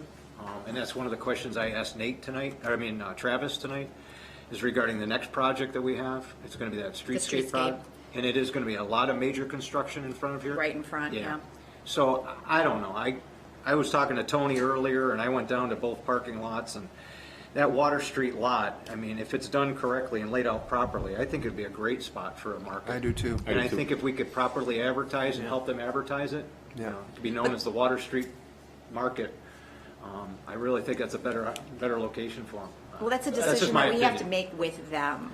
Yeah, They Well, need to no, be it's our included. decision. I mean, we grant the ability to. I think that the most communities actually tend to want their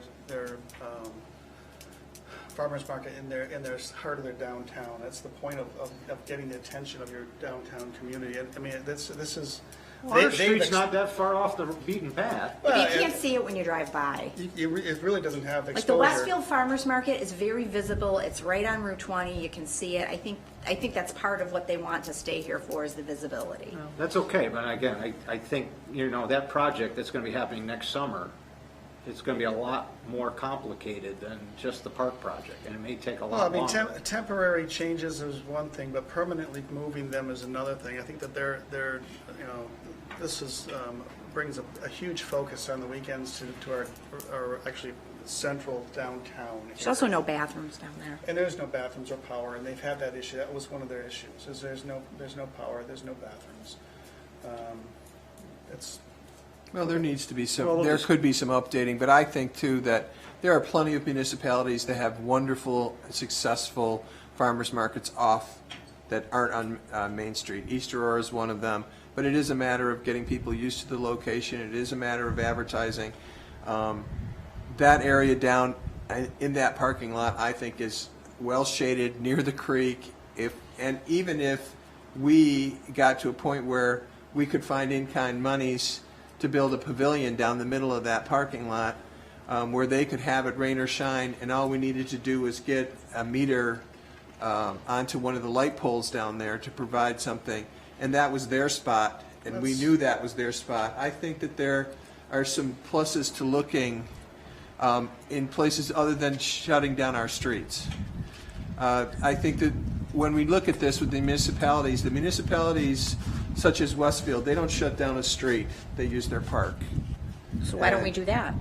There's another possibility, but I mean, it is. But we also have other parks and we have other locations, but And we're trying to promote our entire business district, and that That's is right. this is the heart of and our Water downtown. Street is part of our entire business district. I think we need to. I wouldn't object to the idea of maybe an additional two, maybe for other type, either additional days or additional two, what we have. But I think that what we have is trying to, we hold all of our main festivals right down here in these parks. There's a reason for it. And that's the same reason they want to be here. Every week. Yeah, it's great to have every week. I mean, I've been in lots of places at farmers markets, and they're always in the most central location of their business, of their downtown district, right in the most central portion of it. There's valid reasoning for it. Well, we'll ride out this year, but take a look at next year and next year's project. Can I mention something? Sure. Go ahead. The Opera House will be getting improvements here, and the bathrooms are a part of that. So they won't have access to the bathrooms once that improvement project starts. It's just a thought. That's a temporary, once again, that's a temporary issue. Jenny in the spot. Okay. Just a reminder. Well, there's plenty of options here to consider. We have some time. Please just all keep all options open, because things may change and there may not be an option, and they may have to change locations or they may not, so. Yes, and these are things that we all need to consider, but I also would like to make sure that they are part of the conversation, because we have members of other groups that we accommodate, and those members are part of the conversation that we have. So I'd like to include them to participate in this conversation about where would it best to serve them. I agree. Okay. Number 2, alarm system test by DFT. Clerk, Emery. I had Brian come over and look at the alarm in the police station. I gave all of you a copy of the email he sent me of how much it's going to cost for him to just inspect it. He's pretty sure they will find work that needs to be done to bring it up to par. But I have yet to hear when they can come and do that. But he did look at it, and it's a very old system, and he says it's going to need some improvement. Is he going to be giving us a quote or a proposal? Not yet, just the $300 quote for the inspection. It's Okay. based on a pass-fail system, so as soon as they do that, they'll know what he has to do to the whole thing. Okay, so this is for the inspection, okay? Any questions or comments or concerns? Great.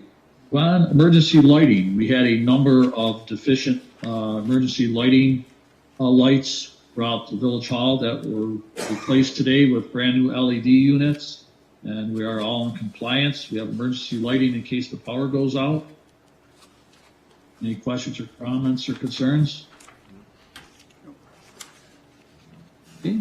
We have a new quote from Davis Ulmer, fire sprinkler inspection and repair. Guess with Clerk Anne Marie. They just got back to us saying they're willing to come in and do that again. They wanted to change, the price changed slightly from the first time, which was, I believe, last year was the quote. Yeah, we were wondering if that quote was going to be the same. So I think you all have it. It's $7,899. We did have some deficiencies in that inspection, but they want to come in and inspect the sprinkler system and fix anything that would need to be done as far as that goes. And then that is part of that letter that we would be compliant with from our building inspector. How does that compare with the previous quote? Anne Marie, I don't have that. It's, I of course don't have it either. Sorry. That's all right. We'll find it. Okay, so it was a proposal that just rose slightly from last year, but it's an inspection that has to be done. It was a report by our building inspector who found this deficiency that we needed it inspected, so we still have to get it inspected. It says inspection. The question, just the board would like to know the difference from the original quote to this one. I'll get him that information. It says inspection and repair. Does that include repair then? It says it does. Cutting, patching, painting. Okay. Is not included. No. I'm sorry? Let's see here. Well, under old business, it says inspection and repair, but it does not include it. Well, it says, please note the following. It says cutting, patching, painting, fire alarm work, or electrical work of any kind is not included. Is not included. Not included, right. Not So responsible for deficiencies or repairs to existing system components. Yeah, it's not. Okay, So this is just to go through and check. that's just the inspection. Inspection. It's a lot. That is a lot of money. That's a lot of money for just an inspection and quotes it's not even a quote. Well, it's not even quotes. It's Yeah, just just a plan that's for just- how much more money we have to spend later. They're going to replace the sprinkler heads that need to be done. That's going to be done. That. Remove and replace. Okay. sprinklers in Old Theater area and replace approximately 25 painted sprinkler heads. It's gotta be done, so. Yeah. Part of the problem is, by law, we've had them inspect us every quarter. Right. And they would inspect us, they'd give us a report, but nothing ever got done. So that's why it's more money now. After we get it done, it shouldn't cost as much. These to problems have were it. there last year, just that they never got addressed. Right. Oh, these problems have been for years. It's been longer than just- last year, yeah. Yeah. Rick never We've now decided. Rick never let us push the button on it. Yeah, so. we gotta do it. We gotta just Okay. bite the bullet and get it Needs to done. be done. Thank you. Was the board agreeable on this? I think the can's been kicked down the road long enough, yeah. Yeah. I think it needs to get taken care of. Yes. Yes, it does. Yep. Okay, all right. We'll have this on the agenda as a resolution for the next meeting. The last proposal, trustee Bashaw, was $5,600. $2,000. Thank you. You're welcome. And that, thank you, that was dated just a year ago? Yes. Why is it $2,000 more in a year? COVID. Yeah, I can give you the contact information. I'm not sure why that would be raised. yeah.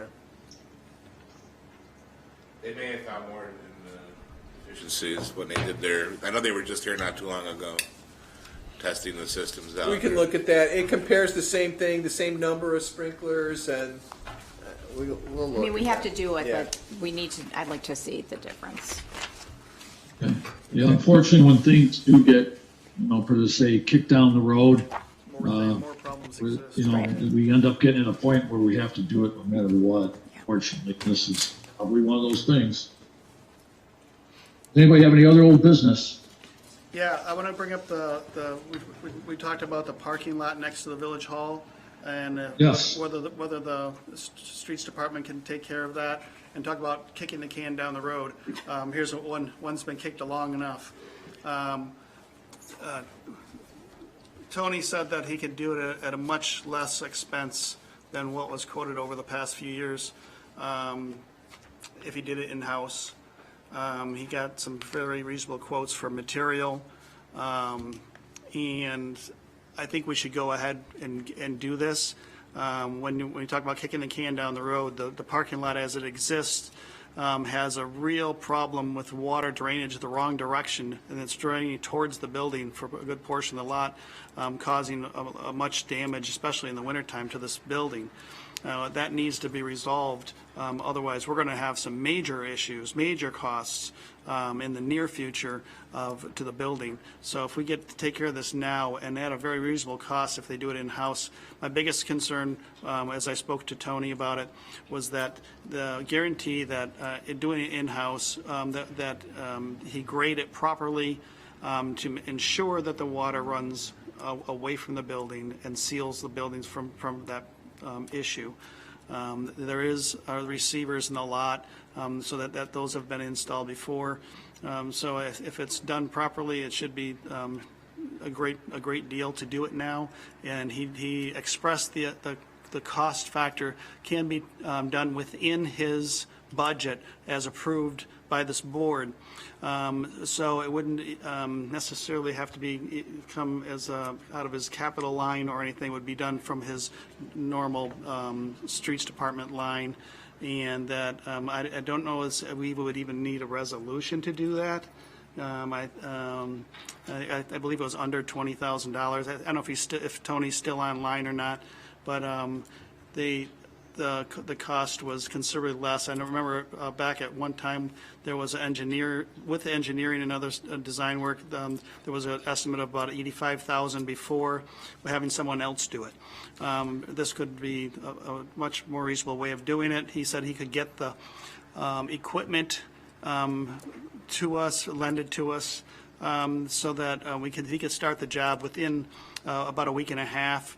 And so it would be before our next meeting. So if we could just agree that this could be utilized out of his approved budget from the streets department, and we're not borrowing any further funds, that if he could just go ahead and do that project, that would be great. Would require a balance, a transfer. Tony, if you're on, could you just remind us the amount Sure. that you told us about that parking lot a few weeks back? Yes, the purchase orders went into Alyssa probably 6-7 weeks ago. So to lease, the only contract that I had that was available because everybody's backed up with losing production for 3 months was Olson, the same contract that did the east parking lot last year. Bottom line, they would bring in a milling miller to mill out the parking lot and shape the drainage, like Jim was saying. And we would lease their paver for a day or a day and a half. My guys would do all the trucking. We would buy all the material on our county contract prices for blacktop or binder. Right now, the purchase orders went in. I could get that done for like less than $20,000. I don't have the exact numbers, 18,000 and change.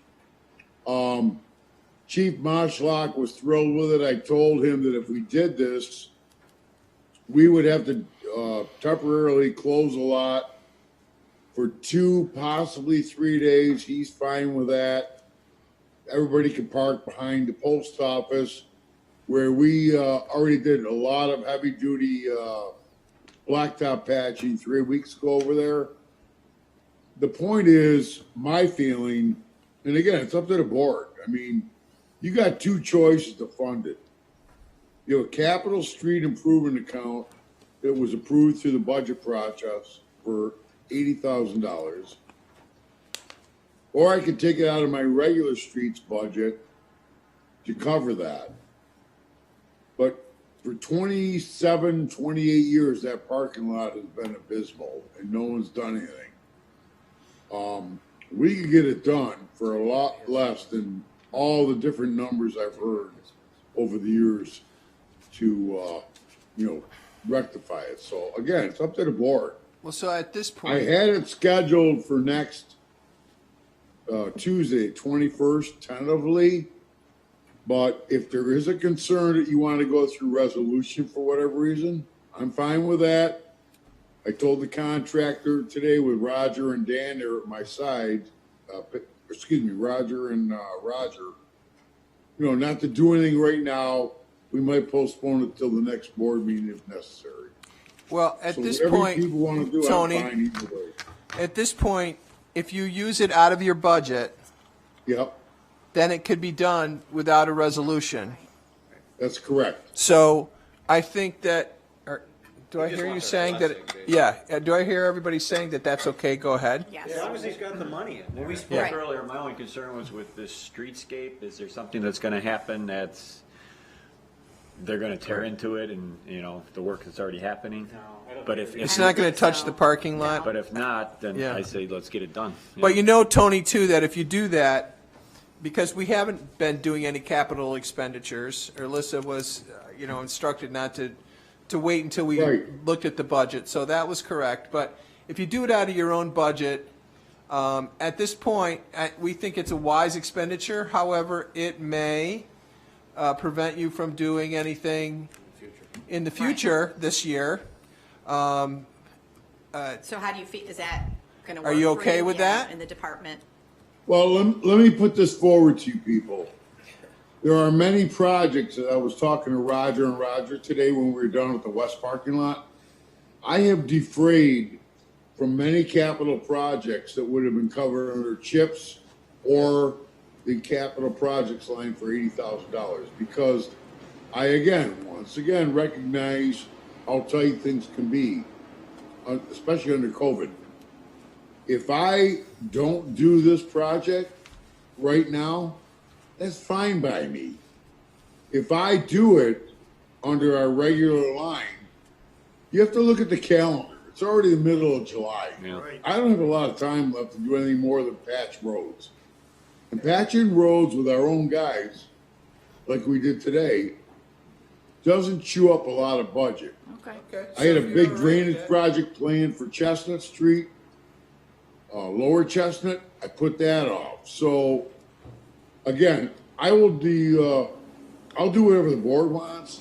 I think you have a wonderful opportunity to take care of that parking lot right now.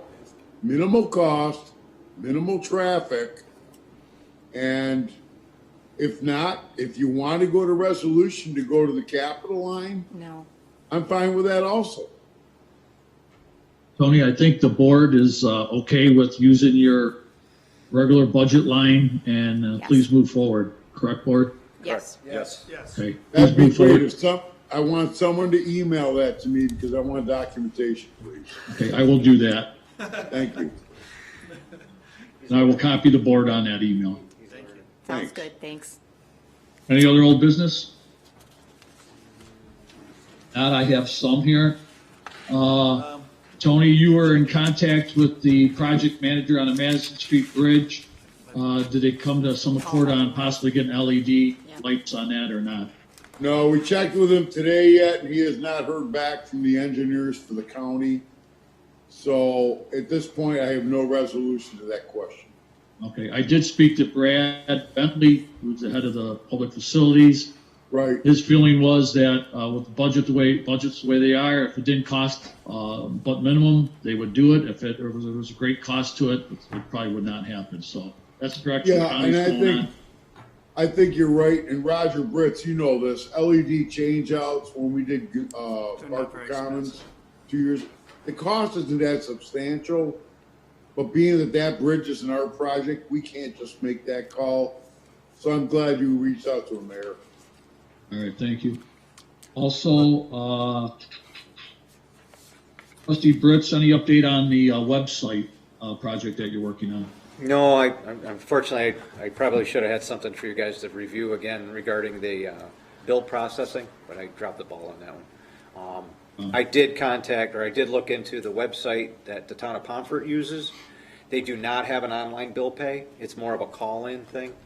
So again, I'll put together some more stuff here for next meeting, and we need to move forward on getting that built and the bill pay. If it's something that we want to stall on the bill pay and at least get the website up and running, we'll definitely have that up and running here in another week or two. Okay. Sounds good, thank you.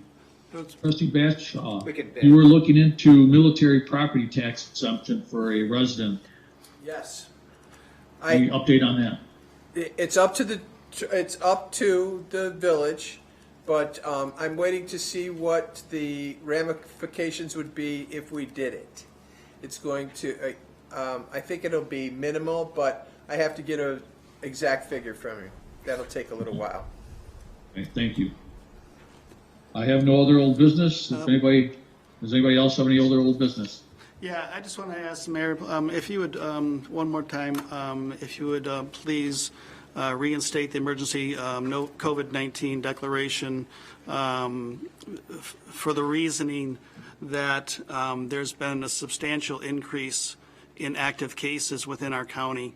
And I see that if you could ask that people, it's not just ask, but actually if you could make it a requirement that people, when they're in places of business and things like that, like if you say you go into Walmart, I'm like one of the few people that have masks on. But there's been such since our last meeting, there's been more than 30 new active cases in addition to what were already active. And there's I think we're over 600, well over 600 people in quarantine now. So I think this is a very serious action, and I think that that you should. I'm going to request that you once again reinstate the emergency declaration for our community, so that action can be taken to try to prevent the spread of this terrible issue. Okay, I'll take it under consideration, Trustee Linden. I just want to let you know, you can make it a requirement. I'm not sure how enforceable it is. Maybe that's why our county and our state and our federal government hasn't done that yet. Well, it's certainly enforceable, and many places have now made mandatory, actually in even any public places, period, that you have to, because of the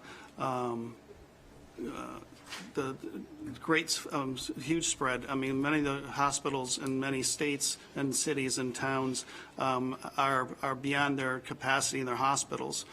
So yeah, you, as a mayor, you can actually require that. Okay, Trustee Linden, I do recall, and I'm kind of confused now, that I'm getting mixed signals, when I did not, or when I reinstated my emergency declaration the first time, you questioned that, and you were against it.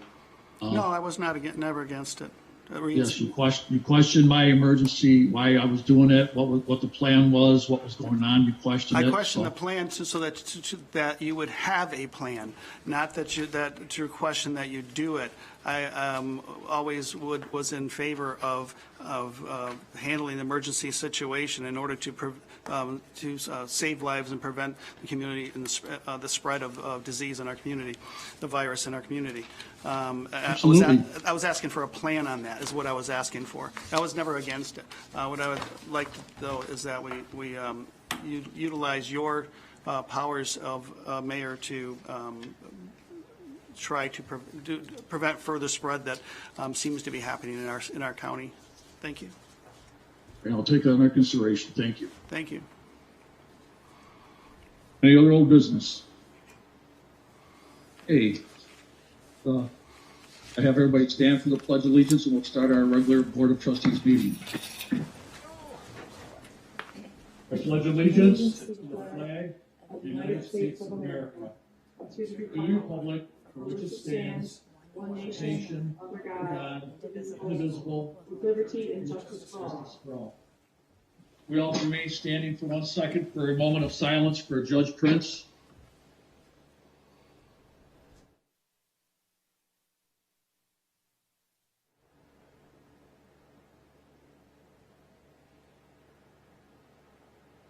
Okay, thank you.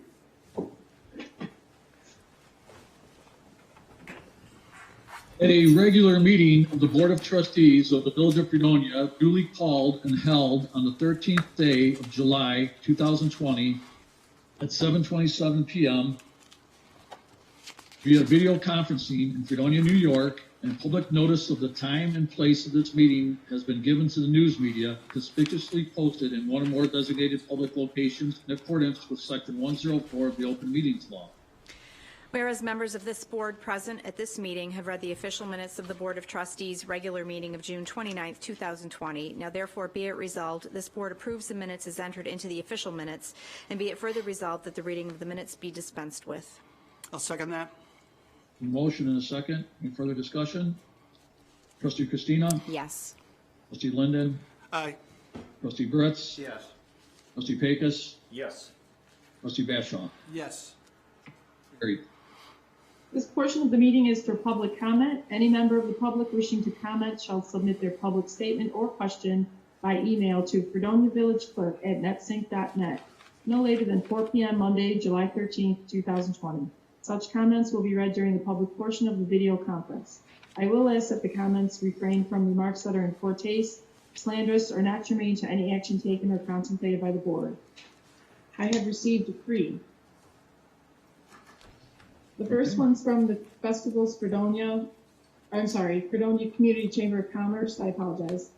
Honorable Mayor Essick and Village of Fredonia Board of Trustees. As you may know, Deluxe Corporation sponsored Small Business Revolution, SBR, has continued to successfully engage with the 7 chosen small businesses and has been able to move forward on completing season 5 of the Small Business Revolution television show. It's definitely been challenging given the COVID-19 crisis, but they have done very well in keeping things running as smoothly as possible. We are very excited to announce that the Small Business Revolution has decided to gift several items to the village to display throughout the village. One of these items are several banners representing the festivals and various firsts and movements occurring in our great village. The banners has been completely, I think completed locally is what it's supposed to say, and now needs to be hung up and down Main Street in anticipation of SBR's return on July 18th, 2020. We will need help from the Fredonia and Pomfret DPW teams to ensure that the banners are hung in time for their visit and video recording completion. Therefore, we respectfully request the assistance from the teams to get this completed. The other gift is 6 two-person park benches that are intended to be mounted along Main Street in front of community businesses. These are not yet completed, but we wanted you to be aware of the benches to be properly prepared to install them when they arrive. Please let me know if you have any questions or concerns. We have collected the banners and are ready to get them hung properly. We appreciate confirmation of this request and will keep you informed if any significant changes occur. Sincerely, Michelle Joy, President. I have another letter from the Chamber. Honorable Mayor Isaac and Village of Fredonia Board of Trustees. As you may know, the Fredonia Community Chamber of Commerce has been promoting local restaurants and other businesses throughout the COVID-19 pandemic. We have been promoting both virtually through social media and more recently physically, but adhering to the social physical distancing guidelines by hosting bingo nights in both privately owned or publicly owned parking lots throughout the village and town of Pomfret. The latter has been very well received by community members, and we hope to continue even after the pandemic restrictions have been lifted. In light of the desire to continue the promotions, we respectfully request the use of the municipal parking lot areas, the lot between Water Street and Eagle Street, and the lot between Water Street and Canada Way Street for purposes of setting up and playing bingo. We are requesting to use the lots every Thursday evening between the hours of 5 p.m. and 8 p.m. We will ensure that we are adhering to the current and necessary safety precautions as set forth by New York State. We will also ensure that the area is in clean condition after the sessions. We appreciate confirmation of this request and will keep you informed if any significant changes occur. Sincerely, Michelle Joy, President. I received an email from Mr. David Friedman. Hello, I'm writing today to suggest that there could be improvements to our existing noise ordinance. There seems to be a desire for local businesses and other local entities to increase the number of events happening in our community, and especially outdoors. The existing ordinance makes it difficult to plan for that, as any event can be shut down as a nuisance with a single phone call. I think the trustees should look at creating a more specific set of rules regarding noise so that it's possible to conform to them and have a more clear way for businesses to operate. Thank you, David Friedman. All right. So that's it for public comment, but I would like to read a statement if possible. Okay. We have recently received some inquiries regarding public access to availability of contact with offices in Village Hall. As the village clerk, I would like the community to know that work has continued in the Village Hall throughout the pandemic. Although Village Hall has remained closed to the public for the safety of everyone, all aspects of running the village has continued. Many of us have worked in Village Hall daily, some have worked from home, and some have done a combination of both during their work week to accomplish their work. Although you have not been able to enter the building to pay your water bills, village taxes, or receive your building permits, rest assured these services have continued through mail, drop-off, telephone, or appointment. It is our hope that soon you will be able to pay your bills online through credit card payments to better serve your needs. Please know that because the majority of our contact with the public is by phone, you may reach a voice message when you call. We would ask that you please leave a voicemail that includes your name, phone number, where you can be reached, and a brief reason for your call. Your call will be directed to the appropriate department and you will receive a return call. Because of our varied work modes, your call will be answered as soon as possible, but may not occur the same day. We ask for your patience and support as we continue to work through these challenging times to meet the needs of the village and its residents.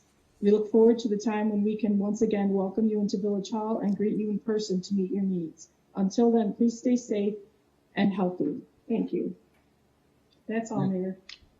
Thank you very much. That's all. We'll close the public portion.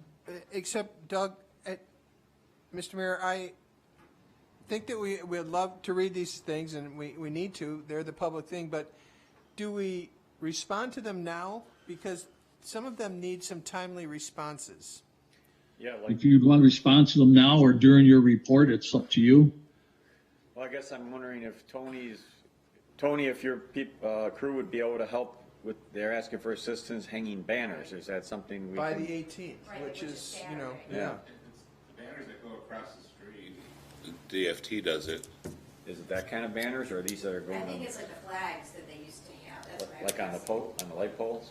Yeah, yeah, they're kind of like what I gather, there's kind of like a banner that represents different things that happened in our village over time, and so they're going to be individual flags that have.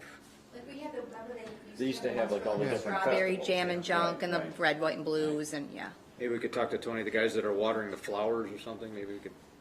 How many banners are there? They don't say, they say several. I can get a hold of Michelle and get you that specific If information. I could get a number, Roger, Yep. and a desired location Yep. for those banners, they want it done by the 18th. Yeah, That's when they're coming Saturday. back in to start filming again. So sometime this I week. could probably accommodate you, yes. Okay. I'll get you that I'll do information. my best. I'm not gonna promise. No, I'll get you that information. Thank you. First thing in the morning. And Thank you. And Thank Tony, you. if you need to borrow and utilize Dunkirk's truck there, let me know and I will contact Mayor Rosas if needed. And Okay. also, the next correspondence is asking for the use every Thursday evening. I know they've already done it, but they're asking for use of the parking lots every Thursday evening between 5 and 8. So isn't that something that we need to, I mean, do we have? I think we have to We grant should that have a permission. resolution with, If it's Yes. just, if they're just using a parking lot, I mean, it's kind of first come, first served. The people are parked there. But they're using it for a. Which parking event. lot, Eva? They're actually saying, Tony, that they're asking for the use of both parking lots. I don't think it's going to be simultaneously, but they're saying the parking lot between Water Street and Eagle Street, and then the parking lot between Water Street and Canada Way Street, for the purpose of setting up and playing bingo. So I know, yeah, that's I mean, that's. Roger Britz and Roger Pecos, you were down there with me today. Do you think that's realistic? I mean, I don't know. They've been doing it. Right. Well, they have been doing it, but that was prior to the restaurants being able to be open. Now that they're starting to get open, I noticed that especially the west parking lot gets really Right. crowded. And they're talking about dinner hour. And I got a feeling that you're gonna get a real pushback from the business owners down there that want their, you know, Want the parking. the parking for the restaurant, you know, the people who use the restaurants when, instead of using it to host a bingo, I mean, I like the bingo thing. I think it's a cool idea. I think it's a great idea, but, I mean, to host It was kind of host like it a during. dinner thing. Yeah. It was come out and have, order your dinner, come out to the parking lot, let's spend some social time together. Yeah, they were featuring businesses, They were, particular yeah, businesses, exactly. right? They were, yeah, they They were. To were- try to drum up. And that Correct. was very helpful when I think when everything was closed down and people were using only takeout. I think that probably did help, but and I know it's growing, so the people are enjoying it, and I'm glad for that. But I could see it causing an issue if you're holding an event in a place that's supposed to be designed for parking, How about the parking lot on for Water businesses. Street? Water Street parking lot. Yeah, or, Or the park. Or the park. I think the or park. Russell Joy Park, or, Right. I mean, there's things that we Houghton. could, but again, it was supposed to be like a dine-out thing. It was go Right. down, buy a dinner, sit in your Right. car, play some bingo, I get the trying to gist help of it. promote, the people to interact with it. Which And is again, not a I bad can reach idea. out to Michelle and we can talk, a little bit more about it. But I think what they needed to do is get a letter to us to at least let us know what they're doing in our parking lot. Right. So, I think it's Is just this like with something that the board needs to pass a resolution on and it will be at the next meeting, or that's gonna be too late, or how do you wanna handle this? I don't know. I thought anyone, Roger, I think you mentioned it last time, anyone using any village property probably needed a resolution Yeah. to use it, right? Yeah, yeah. Technically in the insurance. I mean, Yeah. if Insurances and all yeah, that. Festivals Fredonia is hosting a Right. festival in the park, they need insurance. If they're Right. hosting something in a that's parking lot, they Right. need insurance. Right. And again, I'm not discouraging this, I'm just No. saying, let's make sure everyone's protected, that's all. Right. And getting a letter out to us is a good start. you know, and again, I'll reach out to Michelle, but I got a feeling, you know, this may start tapering off a little bit now, like Jim said, things are starting to open up. Right. They do others in private lots, you know, like on East Main or the, you know, do Yeah, different things. private lot is a whole different story. Yeah, so, Yeah. all right. So should we hold off on a resolution until we hear from you, or? Like I said, we've got time to put in a resolution for next meeting. You know, Okay. let me talk to Michelle. If it's something I need to draft up, I'll talk to Dan, we'll get it drafted, we'll put it Okay. on for next meeting. We can always table it, we can always, That's true. Okay. thank you. Other discussion on the public portion comments? And then the other thing was the third correspondence we've already addressed, David Friedman's. I just think when we read these things, we probably need to address them sometime throughout our meeting. But I think we just did. Yep. Thank you. No problem, thank you. All right, I'll move forward with my report. I just like to make it clear I do take this COVID-19 pandemic virus very seriously. That's why when it first happened, I did start a state of emergency for our village and continued for a second time. After the second state of emergency declaration, I did not see a need for it. I know our state and federal government, the Department of Health, our county Department of Health, we have guidelines in for people out in public. You have stay a minimum of 6 feet apart, and if you're not, to be wearing masks, so forth. There's already regulations and different guidelines set out already.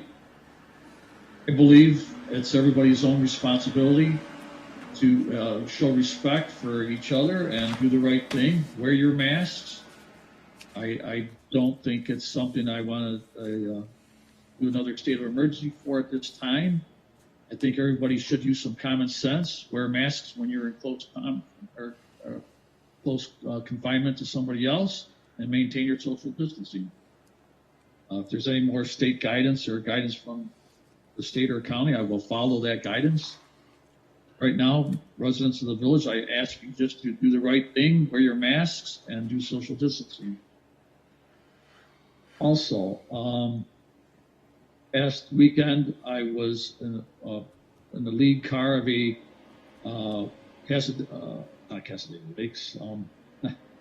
Where am I here? Hot Rod Antique Car Rally that started at the fair near the fairgrounds there, and we came to Fredonia. I was part of that. It was very nice. Also, with the park project, we had excess garbage cans. That new ones were put in, and the old ones were not used. There was requests in the past to put garbage cans in the business district on Main Street. Our superintendent, Tony, took care of that. We put a number of trash cans in the business district. Right now, we're going to do it as a trial. As long as people don't abuse the fact of putting their residential waste and using it as their dump sites, we will keep them in place. If people abuse these things, I will ask our superintendent to take them out. But right now, it appears everything's working well, so we will not take them out. Other than that, I appreciate everybody's assistance and help during all our water main breaks that we've had lately. We had another one most recently. Our department heads and our village employees work well together, and I appreciate that very much, and appreciate everybody's help throughout this pandemic. So that's all I have right now. Trustee Christina. Nothing at this time. Okay. Trustee Linden. No other reports. Thank you. Trustee Britz. No report this evening, thank you. Thank you, Trustee Britz. Trustee Pecos. Just a couple things. Trustee Britz and I met with members of the fire department today and the fire chief. It's kind of a quarterly thing. We meet just to keep lines of communications open and talk about the issues they have, and we can express our concerns at the same time. So we did that again today. And then we ran into Tony as we were leaving there, and we talked about a few things. And I believe, Tony, you're going to restripe the west lot, because a lot of those, now that it's getting more use with the extra businesses, a lot of those areas you can't really even see the lines anymore. And there's also a concern that Raj brought up about coming out of Canada Way Street. They're parked real close, and it creates a safety issue. So I believe Tony said he was going to do that, so I think at minimal cost, so I think it'll help the businesses over there. That's all I have. Roger? Yes. That parking spot near the stop sign that you and Roger Britz and I looked at, I already took care of that. It's all been done right after you left. It's all hash marked off with traffic yellow paint. There's no parking. We took the other sign down that said 24 hours, which was in conflict with the 23-hour sign. And I do have a quote coming from one of the contractors for striping. Thank you. Thank you, Tony. You're welcome. Anything else, Trustee Britz? I'm sorry, Trustee Pecos? Nope, that's it. Thank you, sorry. Trustee Vashon? Yes, I just have just a few brief things. First of all, I'd like to thank Anne Marie for her statement. Yes. I think that comes in a very timely manner, and I think that I would like to remind the community that we are open for business, just not open to the public to come in. And please call and leave messages for us, because they are being answered. There are people who will get back to you. But thank you, Anne Marie, for that statement. And with that in mind, I know that the governor and the state of New York just extended the time in which Zoom meetings and teleconference meetings can be held for municipalities and governments. And with that in mind, we've had several citizens ask about their participation. Now, we've done well with participation through correspondence that's been received by the day of the meeting, but I'm wondering if it is possible, and Anne Marie, I'm not putting you on the spot here, but is it possible to offer public access to our meetings during the meeting by calling in or having a phone line available or an email that could, I know that would, encumber you during the meeting, but is it possible to have that done? I would have to defer to Chip, Trustee Bashaw. I'm sorry. I wouldn't. Yeah. I was going to bring this up later, but we're trying to work out some idea. I wanted to find out how you guys felt for us to do something like that. We don't want to bring everybody into our Zoom meeting because it Right. becomes a conflict for me. Yes. I'm already stressed as it is. Yep. That's what I Absolutely. do now. So we're looking at some ideas of bringing a different way of bringing somebody in through Zoom or through that conference. Of course, that's something we'll have to set up early and et cetera. There's some ideas to be worked out, but I will tell you there's going to be a little cost because we would need another computer. We also will need some other pieces of equipment to make that happen. A phone call conversation is possibly a little bit cheaper, but that puts me also to run everything else I have to run and try to decipher who's calling, who's not calling. It depends if we have Anne Marie, of course, is very busy downstairs. Yes. What she does, and same as me.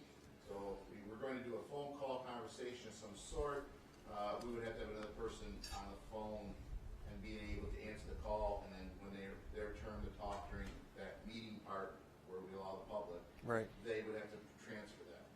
It's up to you guys how you want to do, what ideas you want to do. I'm just giving different suggestions. Well, that's one of the reasons why I asked Anne Marie, because it would have to come through her office likely, and we would probably need to put another person on to do just that. Yes. And We'd have to put somebody on and also put a phone in here or on another, a Zoom call, somebody on another computer somewhere. Right. To bring that phone call into us. Right. As an individual. Zoom does have capability for a phone call, but like I said, it conflicts maybe of a phone number, then transfer it to us through our Zoom, and they can come up on the line. That would be the best solution I have, and not as costly. We just would have to have some, I can't do it all myself. Certainly. We understand that. Stretch that. So, I might be able to put an extra arm on later, but I doubt people have surgery for that. But so could we put our heads together? I know that the state mandates is that we do have access, we do provide access to the public during the meetings. Can we put our heads together and talk about whether it means bringing somebody else on or? We just need a phone at the house. Okay. People call. Okay, thank Pick it you. up and let them speak. That's all I have, Mayor. Thank you very much. Thank you, trustee Bashaw. We don't like what they say. Do we have any reports? I have no reports tonight, Mayor, sorry. No problem, thank you. Correspondence. Correspondence was received from Steve Watterson, Community Relations Director of the Resource Center, on behalf of the 24th Annual Laurel Run, requesting use of village streets for the Laurel Run flag relay on Friday, July 17th, 2020. Be it resolved at the request of Steve Watterson, Community Relations Director, on behalf of the 24th Annual Laurel Run, to use various village streets for the 2020 Annual Laurel Run on Friday, July 17th, 2020, is hereby approved, subject to the direction and escort of the Fredonia Police Department and official guidance from the Chautauqua County officials, with a limited amount of runners properly distanced from each other, and the village receiving a certificate of insurance in the amount of $1 million, naming the village as an additional insured, which the village has received. I'll second that. Motion is second. Any further discussion? Trustee Christina? Yes. Trustee Linden? Aye. Trustee Fritz? Yes. Trustee Pecos? Yes. Bashaw? Yes. Carried. Correspondence was received and approved from Buddy Brewster's LLC, notifying the village that they will be applying for their on-premise liquor license and requesting a waiver on the 30-day advance notice for property located at 10450 Bennett Road, Fredonia, New York. This is what constitutes the actual resolution. This is how I was told to do it before, and I believe this is all we need to approve this. Dan, are you in agreement with me? Yes, I am. That's Hey, all for correspondence. Okay, thank you. Resolutions, please.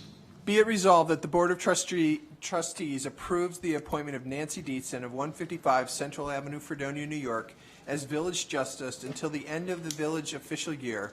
Ms. Dietzen has passed the required training course. This position will be accepted at the prior judge's salary. I will happily second that motion. Motion and a second. Further discussion. Christina? Yes. Trustee Linden? Aye. Trustee Fritz? Yes. Trustee Pecos? Yes. Trustee Bashaw? Yes. Carried. Whereas Judge Nancy Dietzen has recommended Michael Siri, Esquire, for appointment to fill the village associate judge vacancy created by her appointment to village justice, therefore be it resolved, Michael Siri, Esquire, is hereby appointed to the position of associate village judge. This position will be accepted at the prior associate judge's salary. I'll second that. And a second. Any further discussion? Christina? Yes. Linden? Aye. Fritz? Yes. Trustee Pecos? Yes. Bashaw? Yes. Carried. Whereas the current collective bargaining agreement between the Village of Fredonia and CSEA Local 807 expired on May 31st, 2020, and whereas the village and the CSEA agree that it is desirable to delay the renegotiation of said agreement for 1 year, now therefore be resolved that the village hereby agrees to extend the collective bargaining agreement with CSEA Local 807 under its current terms until May 31st, 2021. Second. The motion is second. Is there any further discussion? Trustee Christina? Yes. Linden? Aye. Trustee Fritz? Yes. Trustee Pecos? Yes. Trustee Bashaw? Yes. With gratitude. Carried. Is there anything for the good of the order? If there's no further business, can I have a motion to adjourn? So moved. Second. Second, please. Second. Thank you. Christina? Yes. Linden? Aye. Fritz? Yes. Pecos? Yes. Trustee Bashaw? Yes. Carried. Thank you very much, ladies and gentlemen. Have a good night. Have a good night.